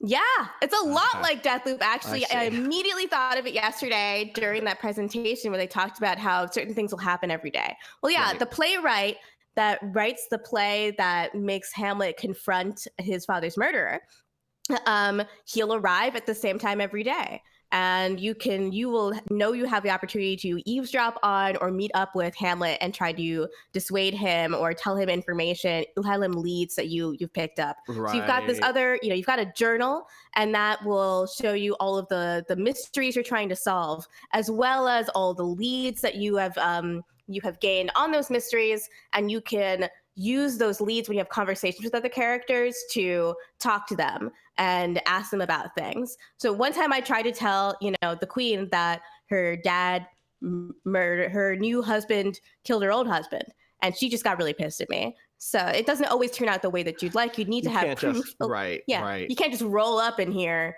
and be like, hey, Hamlet, you are totally correct, and your dad was murdered. You can tell him that you have visions and you can see like the future, and it ends with like a disaster for Denmark, and he'll be like, it's fucking too late, I'm a goth and I can't stop myself. Right. What's interesting, do you want to listen to MCR? Like... Yeah. They do some neat things though in terms of using modern conventions of storytelling to emphasize some things that are present in the original text, but maybe not like understandable for a lot of readers. So Ophelia and her brother are implied mixed race. Their mother is black. Oh, interesting. And they are both dark-skinned, and their father is white. And this actually comes up as a plot point where they have a conversation with their dad, or she has a conversation with her dad about how much she loved her mother. She died of the plague, and how much she understands that his children will always be treated by outsiders because they're not Danes. And there's an Indian character, Horatio is Indian in this version here, and he talks about also being an outsider, always being assumed to be at the center of plots, etc., etc., etc. So there's a little bit of remixing of the text that's already present, but in general, I just find it really, really fun to go into a story that is so well known and try to be like, how do you stop one of these like domino, it's like classic Shakespeare like domino effect tragedies from just completely snowballing into a mess. I haven't figured it out yet, but it's fun. Hey, go ahead. You go ahead. Yeah, I was just gonna ask, do you get question. a feeling that like is the goal kind of a Edge of Tomorrow type of situation where it's like, we can solve Hamlet? If Ophelia just like plays her cards right, like things are going to turn out pretty cool at Castle Elsinore? Or does it feel more like this is a different way of like representing different facets of tragic structure and like inevitable and character as destiny? I'm curious, like, does it feel like it's trying to solve, like you're trying to solve a dramatic Kobayashi Maru, or is it like just trying to explore the text a little more from a different angle? I mean, I do feel like there is a solution so far, right? I do feel like there will be a golden run I'll eventually attain, but I also feel like the how in the original script for Groundhog Day they implied that Bill Murray had just been living that loop for thousands of years and had just like crossed all the way over the horizon of sanity and all the way back around again to crest a new dawn as a better person. I feel like that is the point in which I'll understand how to win this. There's so many different factors that a lot of it does just seem to be providing a lot of depth to characters in Hamlet that didn't get it on the page, and that this is about this is about the tragedy of many of the other things that are happening in Hamlet, not just Hamlet's tragedy, but the tragedy of Ophelia and losing her family, the tragedy of being othered in even when you are one of the good ones, like that there's a conversation about that as well.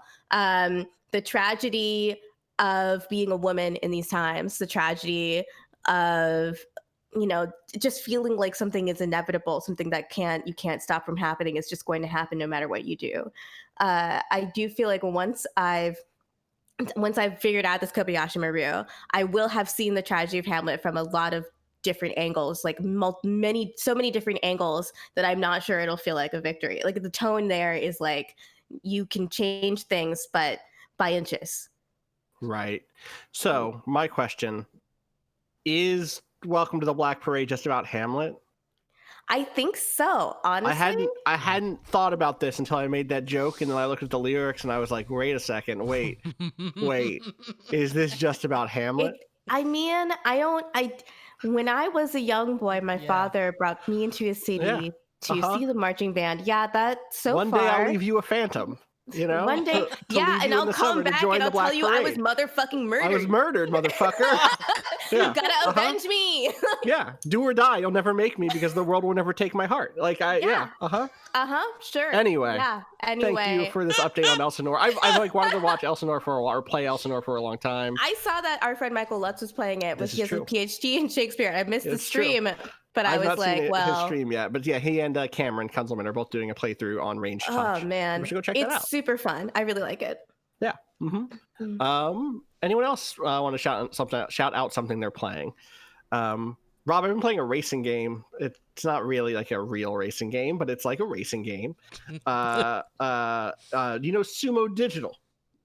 Yes.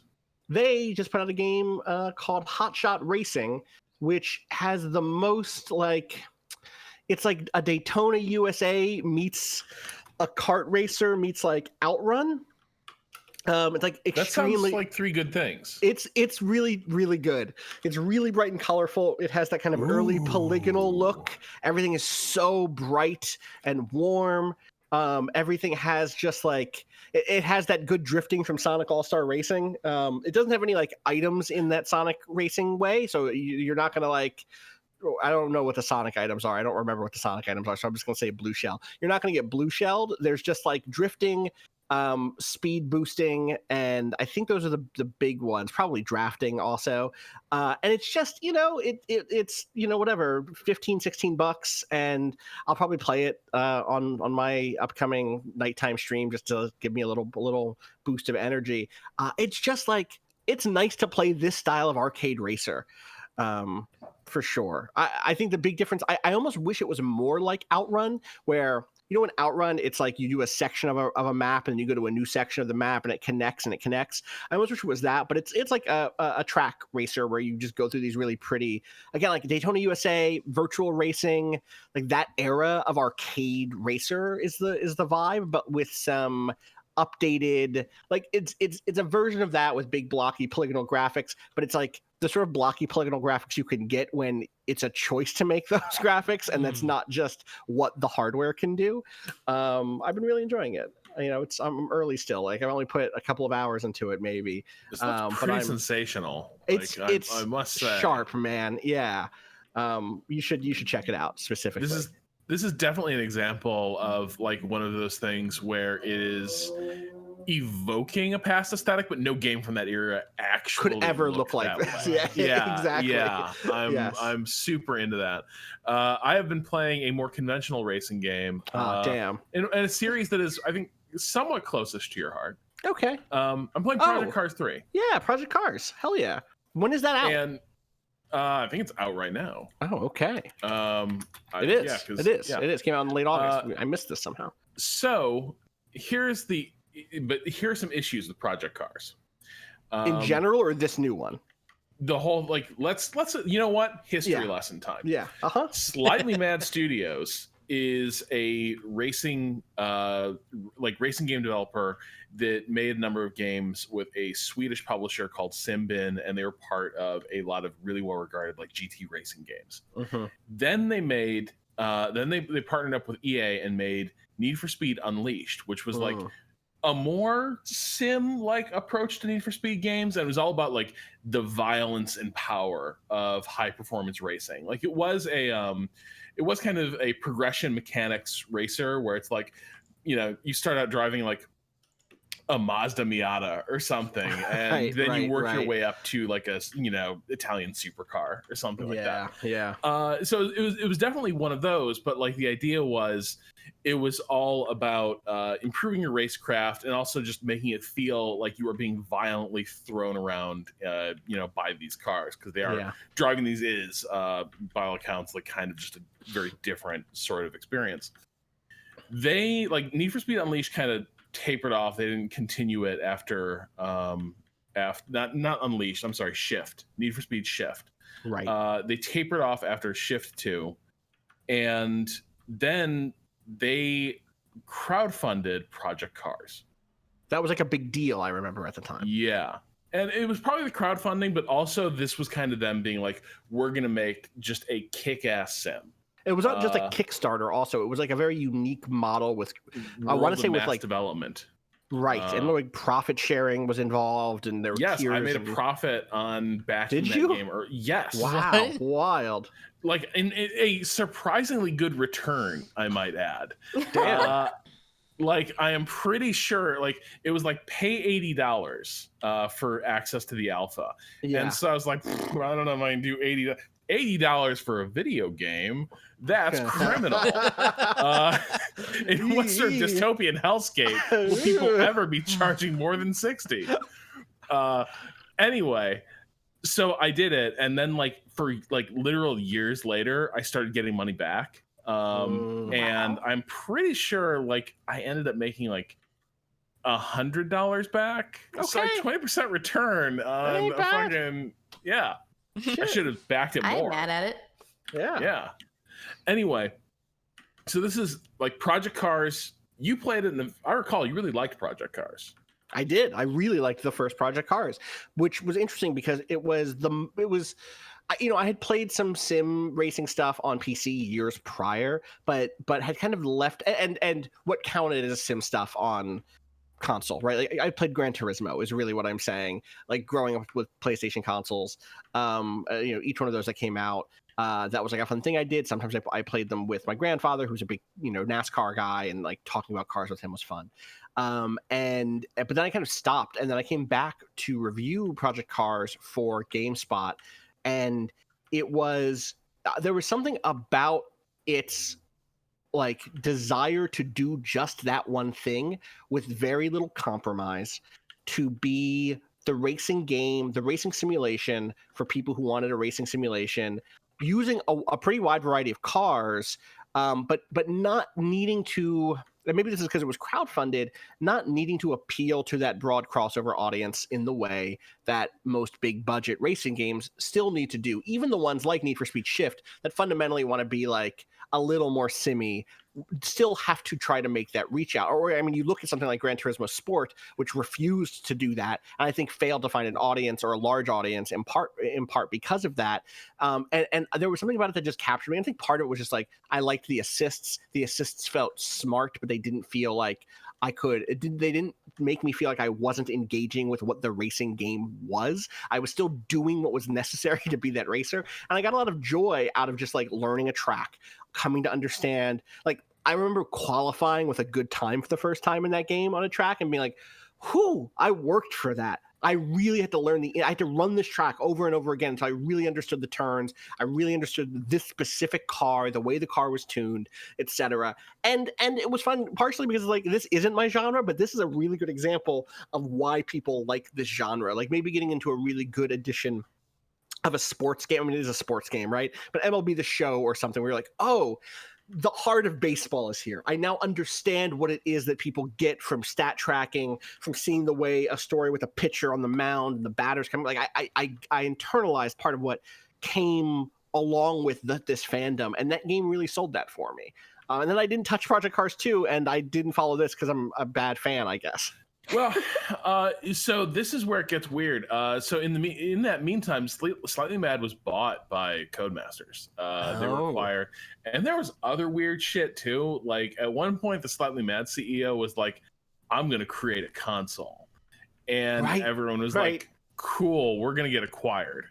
Like there's just some weirdness there. But Project Cars 3 is actually, it's Unleashed 3 is the issue.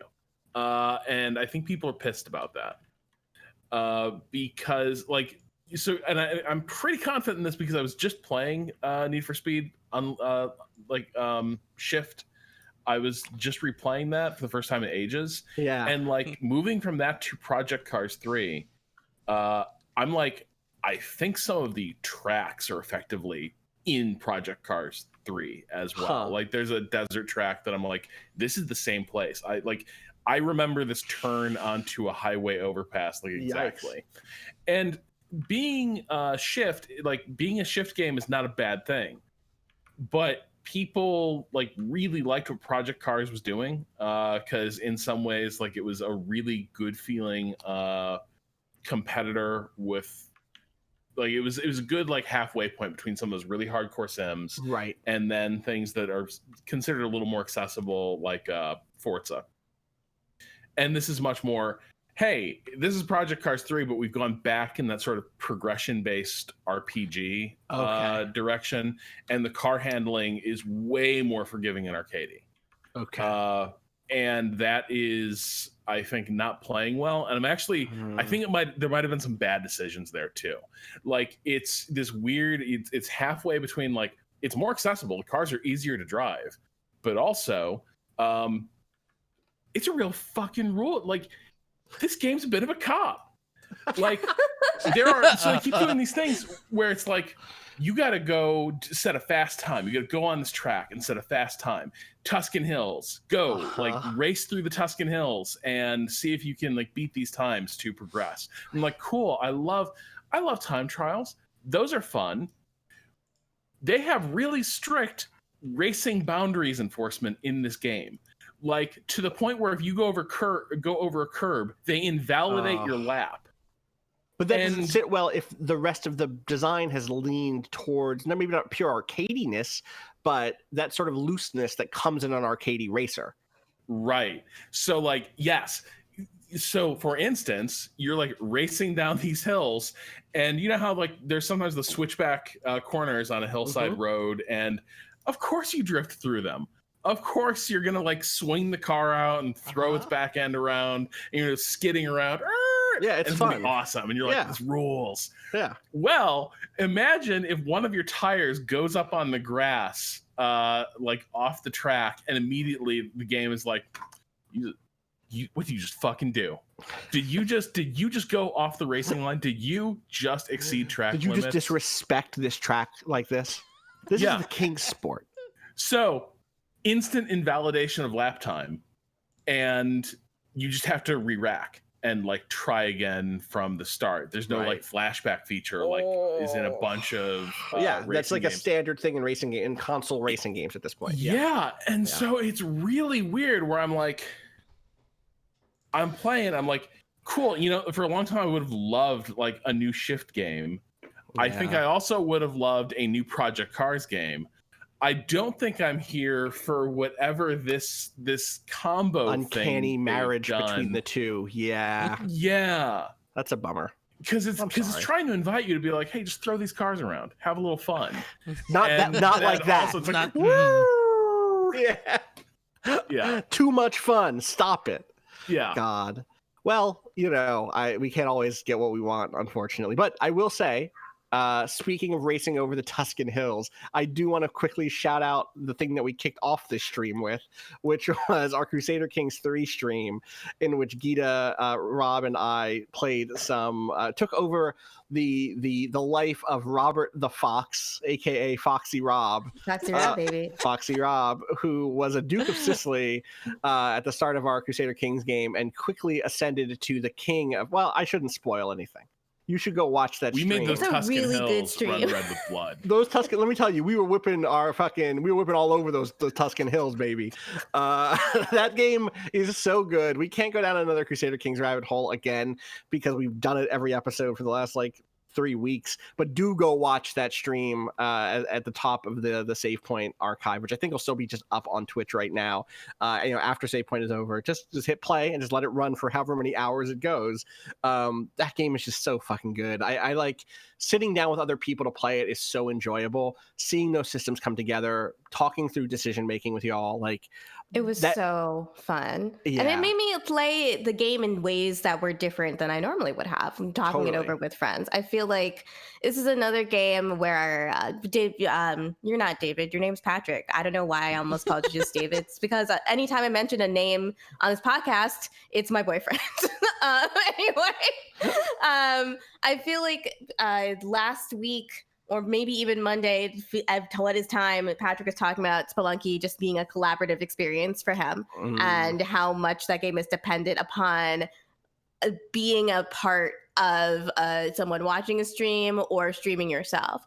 And there is a part of Crusader Kings that I feel like just works better when you have a bunch of people in chat shouting at you about who you should kill or seduce. And also you can talk to people who are familiar with the systems who can be like, wait, if you do this and then you do this and then you do this, you can automatically have this thing. I probably wouldn't have been able to make that kingdom. I don't think any one of us would have done it. I don't think any one of us would have done it because they were all things that the other of us didn't have the strong points in or didn't have that default thought. Like maybe we would have remembered, oh shit, I could have done this, an hour after you finish playing. Yeah. Well, we were all able to like guide King Rob to success, which was great. So I will say like it did help a lot having Gita offer like alternate solutions to common problems I've encountered. Like I was like, I need to keep a capital reserve on stock that is larger than is historically feasible because I'm just going to pay mercenaries whenever my heir inherits. And feasts, who knew? Who knew that feasts could solve so many problems? Yeah. It's a good stopgap when you're like, I feel like these guys are about to turn on me. Send a bunch of gifts, do a bunch of feasts. On the other hand, though, I do have to say, like, before we all pat ourselves on the back too much, the thing we can't take credit for at all is that we married our kid off to a random Hungarian lady who turned out to be the Queen of Hungary like 5 minits later, right as Tuscany declared war on us. And we're like, oh shit, we're in trouble. We're in trouble. And then we look at him, it's like, King? Bohemond? Yep. King?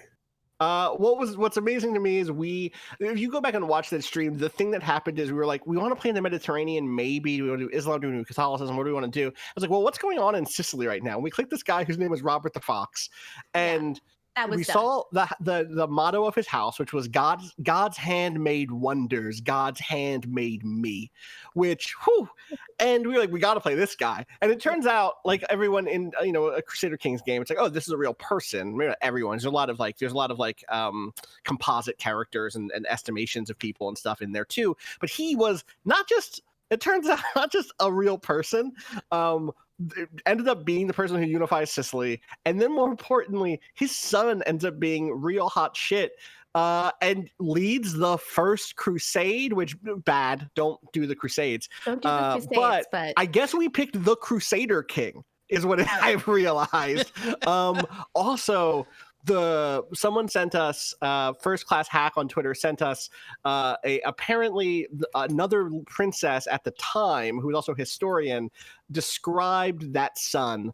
What was the son's name again? I keep forgetting the name. Bohemond.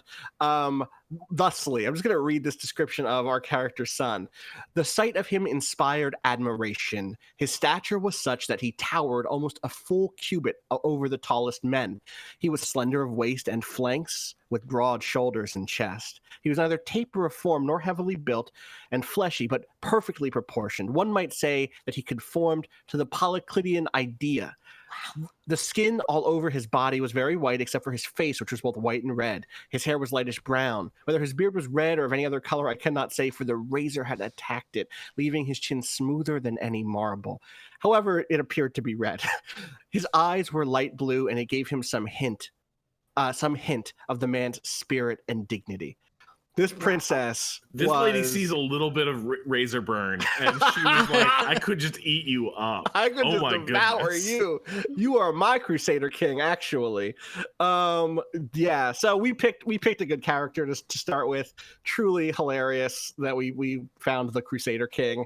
So just go watch that stream. That stream was a blast to play. We need to find time to get back to that sometime this weekend. I think that's my demand. All right, before we wrap up, I think we should take a dip into the question bucket and read some questionable questions, largely of the food rivalry and bad boss variety. People have been sending those in to gaming@vice.com, which remains our email address for this stuff. I have to pull up this new document I made with a handful of these in it. Let's see here. Oh, no, it's the same document as last time. I just cleared it and started the new one. All right. I'm going to start this one with this email from Anonymous who says, hey, I have a quick story in the bosses think they're bragging, but actually are just showing how terrible they are category. When I got hired as a bartender at a casino about a year ago, the CEO came to every orientation to meet people and tell the inspiring, quote unquote, story about how he got into the industry. As an aside, he was actually just a general manager, but he had renamed himself the CEO a few years ago to make himself feel more powerful. I don't think you can just do that. I'm pretty sure that we can't just do that. Anyway. Wait. So sorry, this is somebody who worked at a casino. This is a GM. This is someone who worked at the casino, and his GM renamed himself the CEO.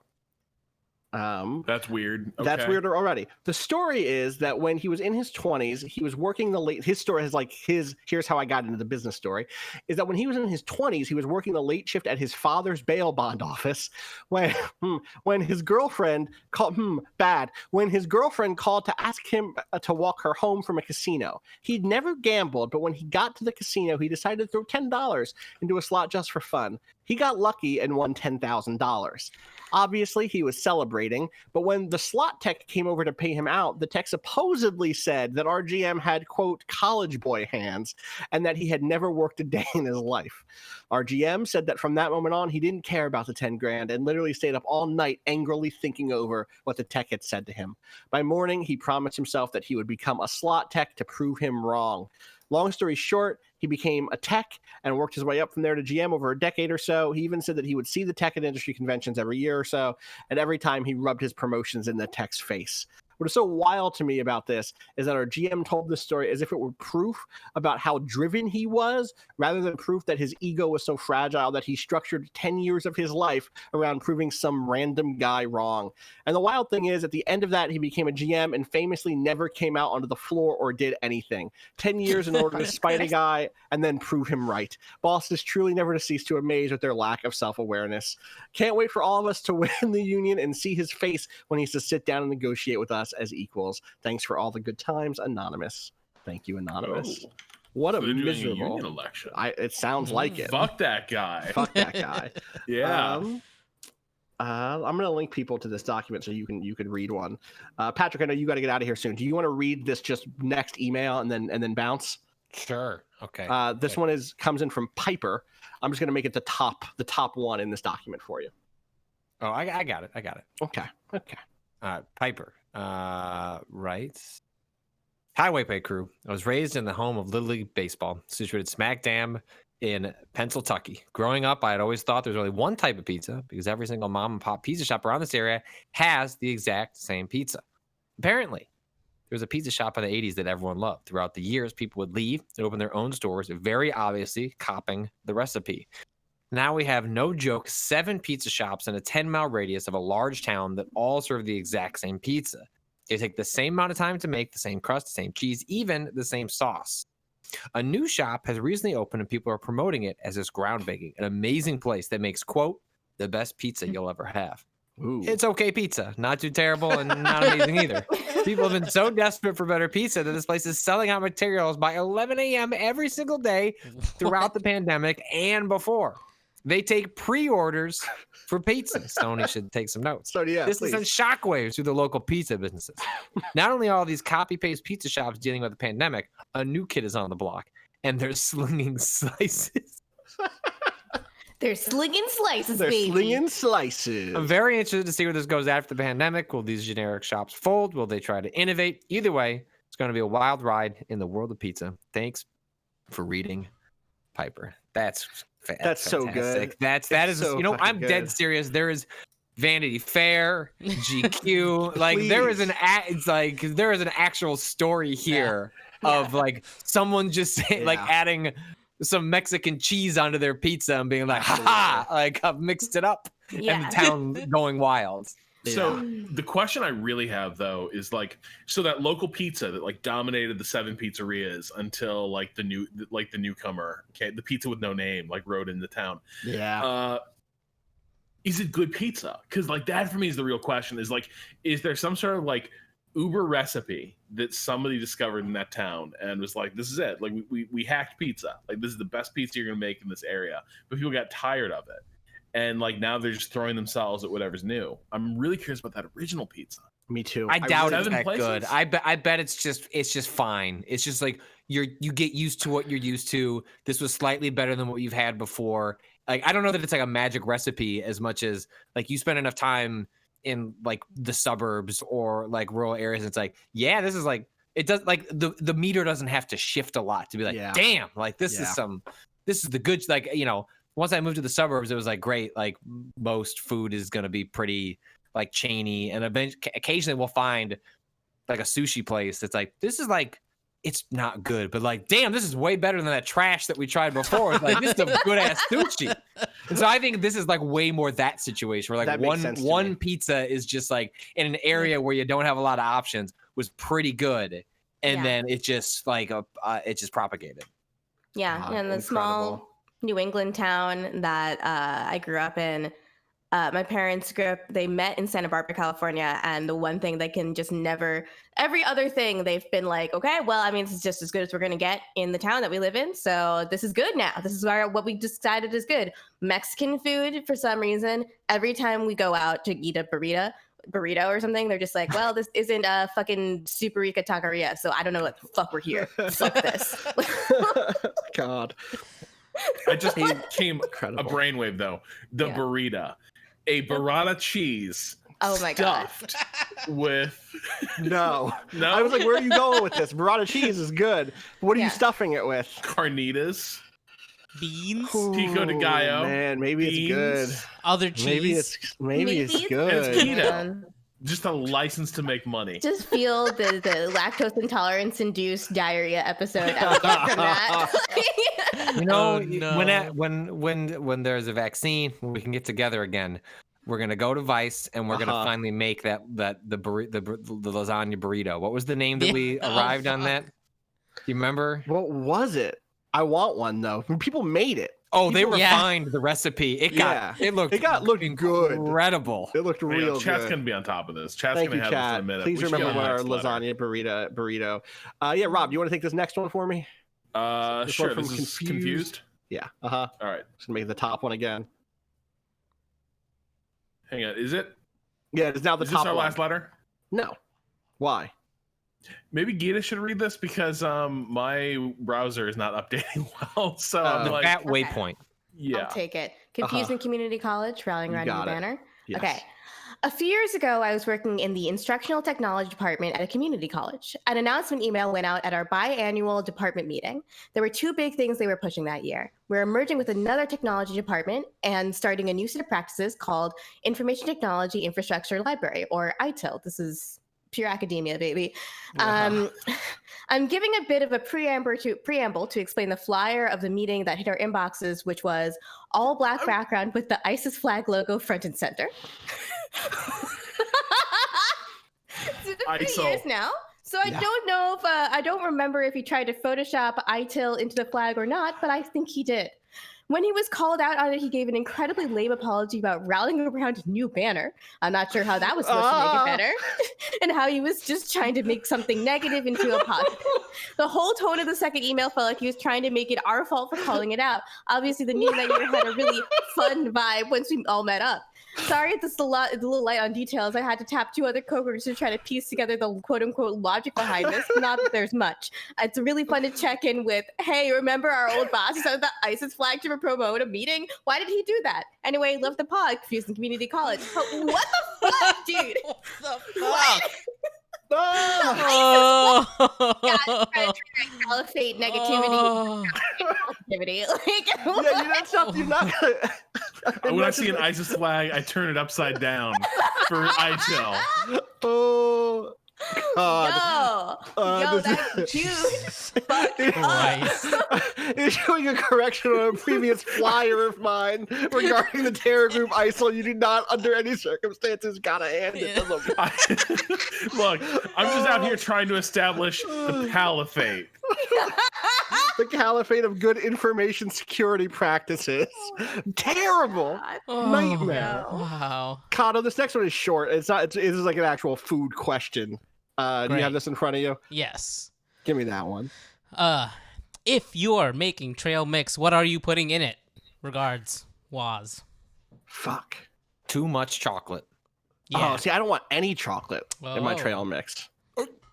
But this is just me not liking chocolate very much, I guess. Oh, okay. Well, that's an important caveat in the how much chocolate is in the trail mix discussion. Yeah, it is. I admit it. I'd take out all that chocolate and I'd do it again. Wow.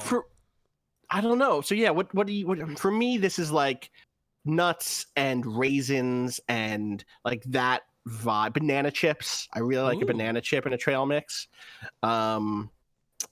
Yeah, cashews, peanuts. Not that many peanuts. I'd rather have other nuts. I would prefer. Are you a dried fruit in? I am a dried fruit. Yeah. I'm like a dried fruit person. Like I'll fuck with that. I'll just put whatever you got in there. Apple chips, apricots, like whatever. Let's go. Fucking IBS fucked me up for life, dude. It sucks. Damn. I feel like at the end of the day, granola, if I'm making a trail mix, I really do want to just be eating granola. I want it to be like granola base with nuts and a little salty stuff accompanying it. Yeah. But those oats are the bread and butter of a trail mix for me. You know what I'll fuck with in a trail mix is little like my guess is there might be some sort of chocolate in this, but like a little peanut butter. You know, they make like the little peanut butter like bits. They're like dry. Yeah, like that I will fuck with for sure. Like a Reese's peanut butter chip. Yeah, or like it almost looks like if you get like a chocolate what are they called? No, not even a bark. There's another word for this thing that I'm thinking of. It doesn't matter. It's fine. But yeah, chips is probably right. Brittle? I don't know. It's not peanut brittle, right? No, I'm not talking about peanut brittle at all. Okay. Brittle's good though. Yeah. Brittle is good. Doesn't really do the job of a trail mix. Yeah, I just feel like in a trail mix, the implication is that you're gonna be on a trail and you need some sugar, you need some carbohydrates, which is even more sugar, but digested differently, and you need some protein and peanut butter. If you are one of these people like me that's a lactose intolerant vegetarian, it's like a great source of protein for you. It's just a great source. Yeah. Damn. Someone in the chat said chili mango. Chili mango. I could eat that shit on its own. I don't think I've ever had chili mango. Listen, my mom every year gets a carton of Kent mangoes, which are beautiful, basically no fiber mangoes. And really, all you gotta do is slice it up, a little bit of lemon juice and cayenne and salt, and it just tastes so fucking good. The chili mango dried up is a whole different beast, but just fresh is so beautiful. It's a beautiful beast. Waznator's in the chat and says, update, I put dried banana, pineapple, peanuts, honey roasted, cashews, M&Ms, Reese's Pieces, chocolate-covered cherries, raisins, and cranberries. I'll put a picture of it in the food thread on the forum. Great. Yes. So that's a lot. So that's the thing. That's a big choice. Is this a real trail mix where it's what Gita described, where it's like I'm gonna be out there walking around all day and I just need to sustain, or is it like, oh, I put on a little trail mix while I'm watching the game, and that's candy. And that's sorts of fun. There's room in your life for both. Yeah, but like this is 4 p.m. I'm like, oh, I should probably just like have a snack. Like it's not ready for dinner, and I'm like, but also like, what if that snack also was like half of a Hershey's chocolate bar at the same time? You just follow that chain of thought, and eventually you're like, puppy chow is a perfectly viable dinner time treat. That's a meal.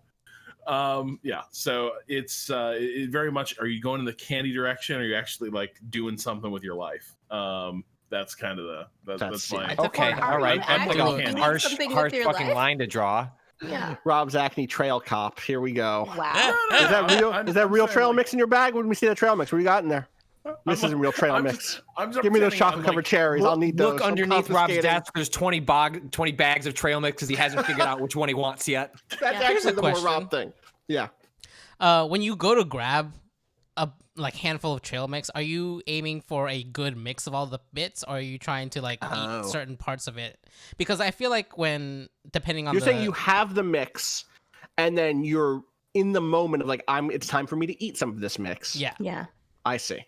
I feel like my head depending on the type. Yeah. Well, because the dried fruit situation, I feel like I always want a good mix of peanuts and fruit there. or sorry, the other way around. The chocolate situation, I want a good mix of, because chocolate's so sweet, but the dried fruit, I'll end up like kind of picking at the peanuts a bit and then having a little bit of the fruit and like kind of going back and forth. That's what happens to me. Yeah. I was about to say, like, my head says you want to taste all the flavors together, but my heart says I'm going to pick out all the pieces of dried fruit and eat that first. Yeah. Really? I mix it. Because it makes, I'm like it makes feedbagging it. Right, just like You're just like attached to the head. And just, Yeah. I think that's how I am. I want that mix. Like that's the thing. It's like I want that fruit in there because it brings up the value of those nuts. It brings up the value of the granola. It makes everything, gives everything that boost of flavor. I want the average higher. You're right that the peaks would be higher if I was just like, yo, give me that fruit. Just, Yeah. But I want to even it out. This seems like an appropriate time to reveal the shaming that's been happening in my house to me. So I, Rob, you'll enjoy this. Yeah, tell me every detail. I don't like having like candy, ice cream in the house because if it's there, I'll snack on it. I'll eat it. It's not like a stress thing. It's just like if it's not there, I will not go out of my way to get it. I'm not gonna like go down the aisle, but like if it's just there, like I'm gonna have a hard time not like grabbing some of those M&Ms. And M&Ms are like my like big weakness. Like I could just keep going in there. And we bought at Costco recently. My wife was like, "Hey, like they got a big old thing of M&Ms, like this giant thing." I was like, "Okay, all right, let's get that big old thing of M&Ms." And then she would look at me every time I went back to the well with like a handful, and I'm like, "What am I getting? Like a judge here every time I go to the M&Ms?" And then she started marking a week in, like, "Here's how far down you are. Here's where you are on the M&M trail." And I'm happy to report I made it a month and a half before I made it through the entire giant canister of M&Ms, which is still a little faster. Got a little fast. But we recently finished Stop it. shaming Patrick. Let Patrick have a little M&Ms. You know, as a treat. as a treat. As a treat. Well, is it still a treat when it's like the third handful? As a part of your day, as a, you know. I had a bad day the other day and ate 2 chocolate bars. So I fucking feel you, my man.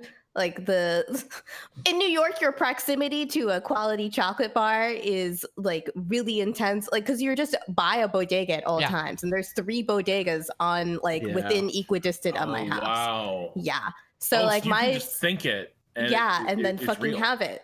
They know me by name. They know my sandwich order, you know, like they know that I want that Hershey bar when I clearly have had a very stressful day. They see you come in, they're like, "Oh, you need the Hershey bar today." Yeah, we haven't yet at my bodega had the conversation where like, "Yo, what you do, girl?" And I'm like, "I write about video games," and then I'm their favorite customer for the rest of life. Right, so right. It'll happen though. Eden, no, this happened to me where there's a CVS or a Walgreens, one of those like just down the street from us, Just and down the fucking the street, man. the only reason I was going there was to get M&Ms, and I did that twice. Oh. And I was like, I'm not going there again. Like I'm You're not. becoming the M&M guy. Yeah. Only reason. Man, I wasn't recognized. White guys here for his M&Ms. Like, No one called me out. Yeah. I just told my wife, I was like, I came to the realization, like, the only time I went there was to get like a big pack of M&Ms. Like, I'm just not getting them anymore. She's like, "But you enjoyed them. Like, you're in good shape. Like, you could enjoy it." And I was like, "No, I can't do it. It's just like, why am I here again? Just to get the giant bag of M&Ms?" I'm like, You gotta get an excuse back. This happened to me 2 nights ago. I was out for early. I couldn't sleep, so I was like, "I'm gonna go out for a late night walk." I had my whatever, what do you call it, bag, like a tote bag with me, and I was like, let me just run to the pharmacy because it's open and get like some snacks together for my overnight shift coming up at the end of the week. Like I'm out now. Let me just go right now. And I go in and I get a bunch of snacks and I get some toothpaste because I ran out of toothpaste. And I go to the self-checkout and all the self-checkouts are shut down, which they never are overnight ever. So I had to go over to this dude and it was like, "Yeah, I just came here at 3 a.m.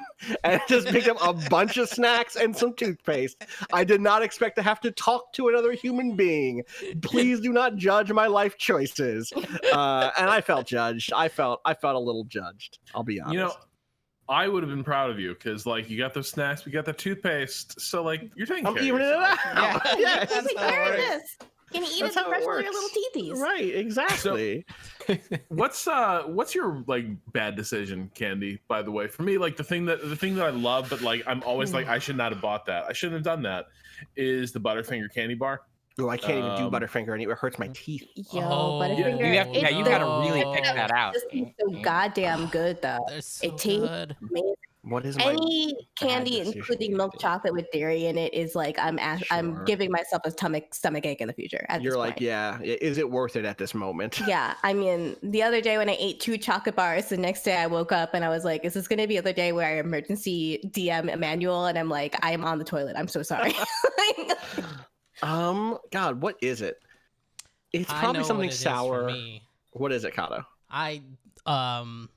Burger cookies. It's a Baltimore What? staple. Burger cookies. BERGER Baltimore's cookies. not real. It's Okay. basically It's not like a shortbread cookie with like Oh, these look the good. thickest. That's a lot like- of chocolate. It hurts my teeth every time I get a fucking burger cookie. I'm like, yeah, this is great. I don't have this problem with Oh, any these are other bigger candy. than I thought they were. I thought these Uh-huh. were little babies. Nah, I was like, they're oh, like- okay. This is a Boston cream Fucking donut, dude. This is like a stale incredible. Boston cream. Is what this looks like. This looks so that good. chocolate is so thick. That chocolate is easily, when you like cut it in half, it's easily half of the thickness of the whole thing, and it's just this great, amazing fudgy goodness. Jeez. But no other candy does this to my teeth. But whenever I bite into a fucking burger cookie, my entire mouth hurts. I don't. It's like too fucking sweet, but it sweet. tastes good. Your whole mouth is like, fuck this. It's like fuck this. No, too Oh. much sugar. I know what it is, and it's once a year, and Uh-huh. it's around Easter, when the Starburst jelly beans come out. Starburst jelly beans are the best, and I have to like they can't be in the room with me. I have to do the Patrick thing. I like keep them in another room, do a handful. You're gonna get a handful every time you walk past them. You're gonna, but that's better than having them within arm's reach. They're so good. Shouts to John Easter Drake for times when I understanding go for this those too. malted chocolate eggs, which like because the ratios of them are to get the egg shape. yeah. And then, like, speaking of like shame, like I gotta eat those things like ortolan, where I'm just like put the sheet over my head and just like devour them and like hide from God. Hell yeah. Because Listen. Hide from God, don't hide from yourself. You're allowed, Rob. I'm giving you permission. God. Let's do one more here, and then I think maybe take a break, and then Kato, I think you're going to come back with something for a little while. I might stick around for a little bit also. But Okay. this next one feels like, Rob, can you get this one? This is the triangle. this one feels like it's from Control to me. Okay, this is from Phil. Subject matter, the triangle. Subject matter. Who says subject matter? What's the subject matter of this email? In regards to your question about awkward motivational messages from upper management, I offer the following example. Earlier in the year, I worked at the head office of a prominent North American retail company. The company has been around for a long time and is modernizing its taglines and images from the old look to a sleeker, geometric theme based on the shape of the logo. Thus, when the COVID time started, we received a corporate email that thanked us for our dedication and service to the triangle. It sounded like it was in a cult of some extra-dimensional being, which I guess isn't far off from some company cultures. Thanks for all you do, Phil. I hope you could hear the capitals on dedication, service. Triangle. To the triangle. Dedication and service to the triangle. Triangle. This is going to show up on Vigilant Citizen, like as soon as we're done recording. It's incredible. All right. On that note, I think all I can say is thank you to everyone who has tuned in with us today, who has already raised $44,000 for the national bailout. Ridiculous. For those of you who are watching live, thank you so much for your support. For those of you listening, swing through, come hang out. We got stuff going all the time. I believe that there's a schedule up on the SafePoint.stream site. And if I'm looking over that, I'm seeing a bunch of good stuff coming up. I'm seeing World Difficulty Bitter Black Isle and Dragon's Dogma coming up late tonight. I'm seeing some Tony Hawk Pro Skater with Kato and Jason. I'm seeing some Universal Paperclips. Hell yeah, I want to watch someone play Universal Paperclips at 5 a.m. That's my dream. Yeah, what about Miss one Gita Jackson, who's I'm going to be working on remodeling all of the existing buildings in The Sims 4. So all of them? Yeah, I'm working on a Damn. save file that I'll be able to give to you people Oh. once I'm done. I've already remodeled one of the buildings, and I'm going to take on, I think, the art gallery. That's which, incredible. yeah, it'll be fun just chilling, talking about architecture and the architecture of galleries and the purpose of displaying art and all that, and trying to make something that looks good and not shitty. So, Oh, yeah. I will say, Gita, I swear I did not skip you on purpose. I was just scrolling up and down the Yeah, schedule and you seeing named what some popped good out to shit. my eyes. So okay, I just got a chance to promote myself, which, as you know, I love to do. absolutely, you So got you're it. You got passing the listen. save file around? Is that what I'm getting? Yeah, once I'm done with it, a lot of Okay. simmers do this. Little Simsy, who I wrote about her finally completing her 100 baby challenge, she has a save file where she's remodeled every single building in the world, in all of the worlds, through all of the EPs, and also has created all of her own NPCs that she's put in every single house. I am not going to go that far. You are going to I'm going to leave some lots empty. She has added new houses to the empty lots. I'm going to leave some lots empty for you to build on, and I'm going to keep the original NPCs. But I am going to remodel every single building in the game that I can. That sounds great. It's going to be really fun. So look forward to that. That's tonight at 7 Yeah. Eastern, right? Yep. Yes. And so if you're listening to this on Friday or Saturday, then that's already happened, but there's still more stuff coming.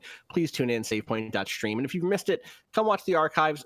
My guess is that we'll leave the donation bucket open for a little while after the stream is over. So it is not going to be too late by the time you hear this, hopefully, to donate to such a good cause.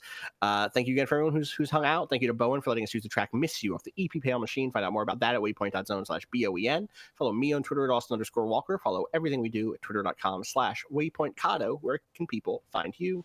At On the internet. _Kato_ appears on Twitter and nowhere Gita. else. And nowhere else. Gita.